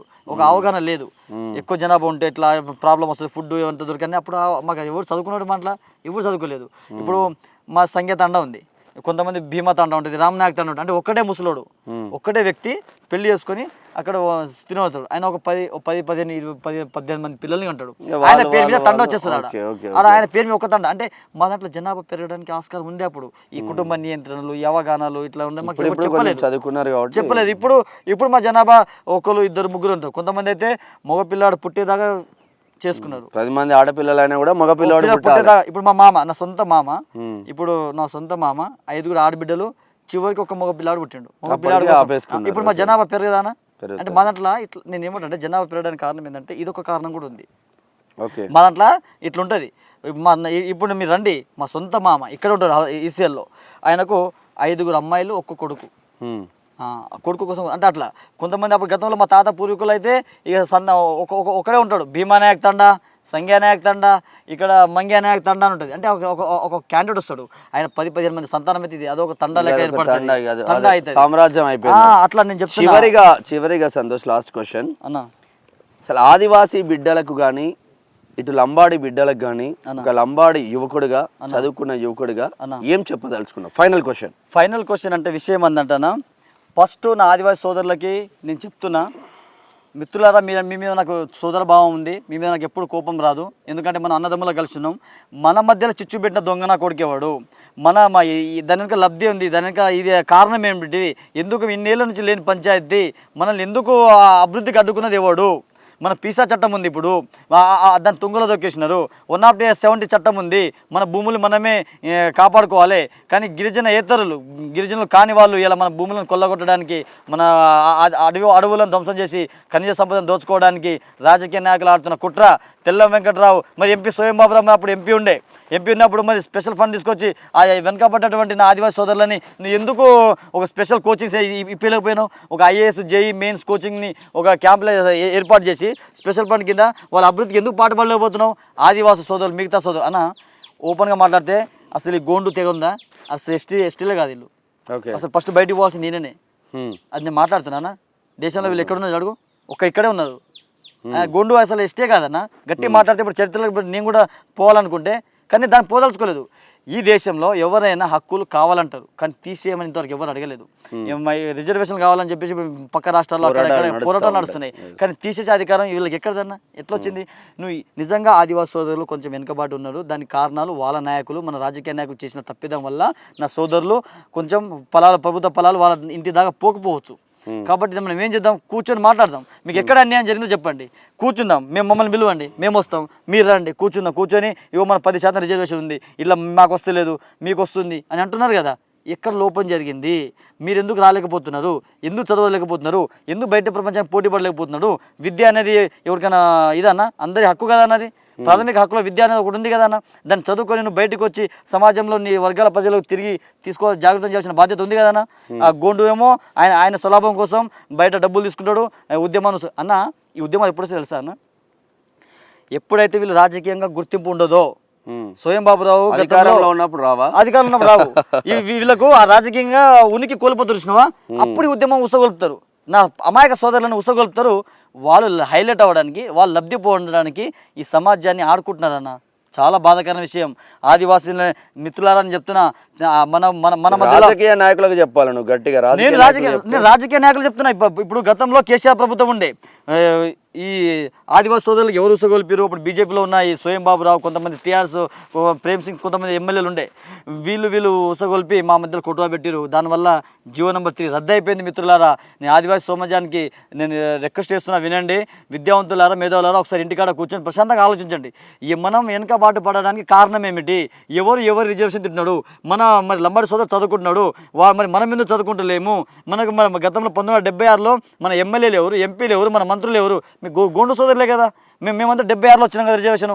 76 ముందు 50 నుంచి 76, 20 సంవత్సరాలు మన సోదరులే ఉన్నారు కదా. మరి ఐటీడీ నిధులు ఏవి? మన స్పెషల్ ఫండ్స్ ఏవి? మనకు రావాల్సిన విద్యా మౌలిక సదుపాయాలు అవన్నీ ఎక్కడ పోయినాయి?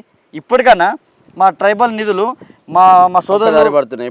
ఇప్పటికీ మేము జేసీబీలు తీసుకుంటాం, కొంతమంది ఆశపడి ఆటోలు, ఉల్లిగడ్డ ఆటోలు. మా రాష్ట్రం మొత్తంలో ఇప్పుడు ఉల్లిగడ్డల మీద మా వాళ్ళే జీవనాధారం లేక. అన్న అభివృద్ధి చెందురు అంటారన్నా. మీ ఇక్కడ ఆడబిడ్డలు అమ్ముకున్న జాతి అన్న మాది. డబ్బులు అభివృద్ధి అంటే 2-3 కార్లు తిరగగానే తెల్లబట్టలు వేసుకుని అభివృద్ధి అన్న. ఇప్పుడు నేను తెల్లబట్టలు వేసుకున్నా. నేను దేని మీద వచ్చినా? స్కూటీ మీదనే కదన్నా. నేను స్కూటీ మీద వచ్చినా, మరి నేను అభివృద్ధి చెందినట. మా అమ్మ ఇటుక బట్టి మేస్త్రి, మా నాన్న అడవులలో బతాం. మేము కూడా సేమ్. ఎందుకంటే ఇటుక బట్టి మేస్త్రి కాబట్టి ఒడిశా నుంచి లేబర్ వస్తారు. మా నాన్న ఇటుక బట్టి కాల్చి మా నాన్న రూపాయి జమ చేసి మమ్మల్ని గవర్నమెంట్ హాస్టల్ వేసిండు. ఇప్పుడు కేసీఆర్ దత్తత గ్రామం ఉంది కదా, అక్కడ గవర్నమెంట్ హాస్టల్ వేస్తే అందులో విద్యని ఒక్కొక్క అక్షరం నేర్చుకొని గురువుల సలహా సూచనలు తీసుకొని ఇంతో కొంత నాలెడ్జ్ తీసుకొని ఇక్కడ వరకు ఉన్నాం, చదువుకున్నాం కదన్నా. మా తల్లిదండ్రులు మా అన్న ఇంకో అన్న ఉంటాడు. మా అన్న చదువు కోసం మా అమ్మ పట్టగొలుసులు అమ్మింది. ఎందుకు నా పిల్లలు బాగుండాలి. బాధలు చాలా ఆడపిల్ల మా కమ్యూనిటీలో కదా నమ్ముకుంది. నిన్న మన బాల్య వివాహాలు ఇంకా మా దగ్గర పేదరికంలో ఉన్నారు కాబట్టి తీసేస్తున్నారు. అంటే ఇక్కడ 2-3 చేసి అభివృద్ధి చెందిన విషయం తప్పు అన్న. ఆదివాసీ ఇంకా అన్న తినడానికి తిండి లేక, కప్పుకోవడానికి కూడా లేక చాలా మంది ఇంకా అభాగ్యులు పెళ్లి చేయలేక భూములు అమ్ముకునే, తక్కువ ధరకి భూములు అమ్ముకుని ఉన్నారు. ఒక చిన్న విషయం చెప్పి ముగిస్తాను నేను. నా సొంత చిన్న తాత 4 ఆడబిడ్డలు, చివరిగా కొడుకు పుట్టిండు. కొడుకు పుడితే వాళ్ళ కొడుకుకి కష్టపడి చదివించిండు. డబ్బులు లేకుంటే ఇప్పుడు అది 1.5 కోటి భూమి, 1.2 కోట్ల భూమి అది. ఇప్పుడు అప్పుడు ఏం చేసి 7 లక్షలకి ఒక ల్యాప్టాప్ కోసం అమ్మేసిండు అన్న. ల్యాప్టాప్ కోచింగ్ తీసుకోవడానికి అమ్మేసిండు. ఇక తండ్రి పెట్టిండు, ఇప్పుడు ఆయన బ్యాంక్ మేనేజర్ అయ్యిండు. ఉట్టినేయండి ఆయన. ఆ తండ్రి ప్రోత్సాహం ఎంత ఉందన్న, కోటి రూపాయల భూమిని ఇలా అమ్మేసి నా పిల్లోడు బాగుండాలని చెప్పి చదువుకు ప్రోత్సహించిండు. కూడా ఇప్పుడైతే ప్రయోజకుడు అయింది కదా, ఉట్టినేయండి ఆయన. ఆ భూమి అమ్ముకొని తాకట్టు పెట్టుకొని కదా మేము గిరిజన ఆదివాసీ సమాజానికి సూటిగా ఒక లంబాడి బిడ్డగా ఏం చెప్తారు ఫైనల్? నేను ఆదివాసీ బిడ్డలకు చూడండి మిత్రులారా, మనమంతా ఒకే అన్నదమ్ములా కలిసి ఉన్నాం. కొత్తగా ఇది 2017 నుంచి స్టార్ట్ అయిన లొల్లి గతంలో లేదు. మనం వెనుకబడ్డానికి కారణం ఏమిటి?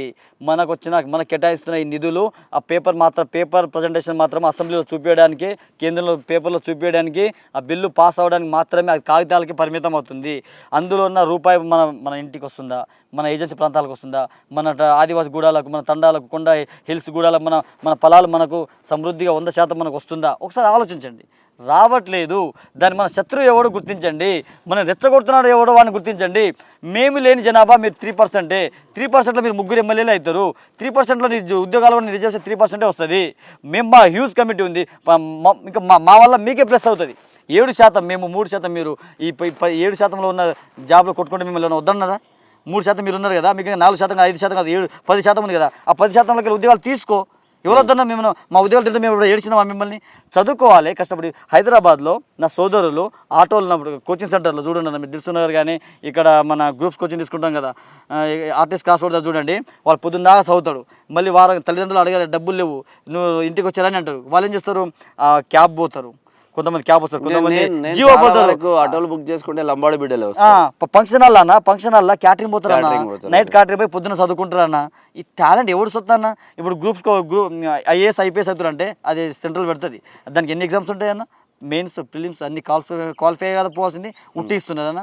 కష్టపడితేనే వస్తుంది కదా. ఆ కష్టం వెనకాల ఫలితాన్ని గుర్తించరా వీళ్ళు? ఆ కష్టం ఆ తల్లిదండ్రులు అమ్ముకున్న భూములు, పొలాలు, బంగారాలు ఉన్న చిన్న ఏమైనా ఉంటే ఎడ్లు అమ్ముకొని ఆ పిల్లోడి పెడుతున్నారు కదా. మరి ఆ విధంగా ఆదివాసీ సమాజం ఎందుకు రావట్లేదు? కాబట్టి సోదరులారా, నిజంగా మీకు అన్యాయం జరిగిందంటే అది అన్యాయం జరిగింది రాజకీయ నాయకుల వల్ల, తప్పిదం వల్ల, మనకు రావాల్సిన నిధులు సక్రమంగా అందకపోవడం వల్ల వాస్తవానికి మీకు అన్యాయం జరిగింది.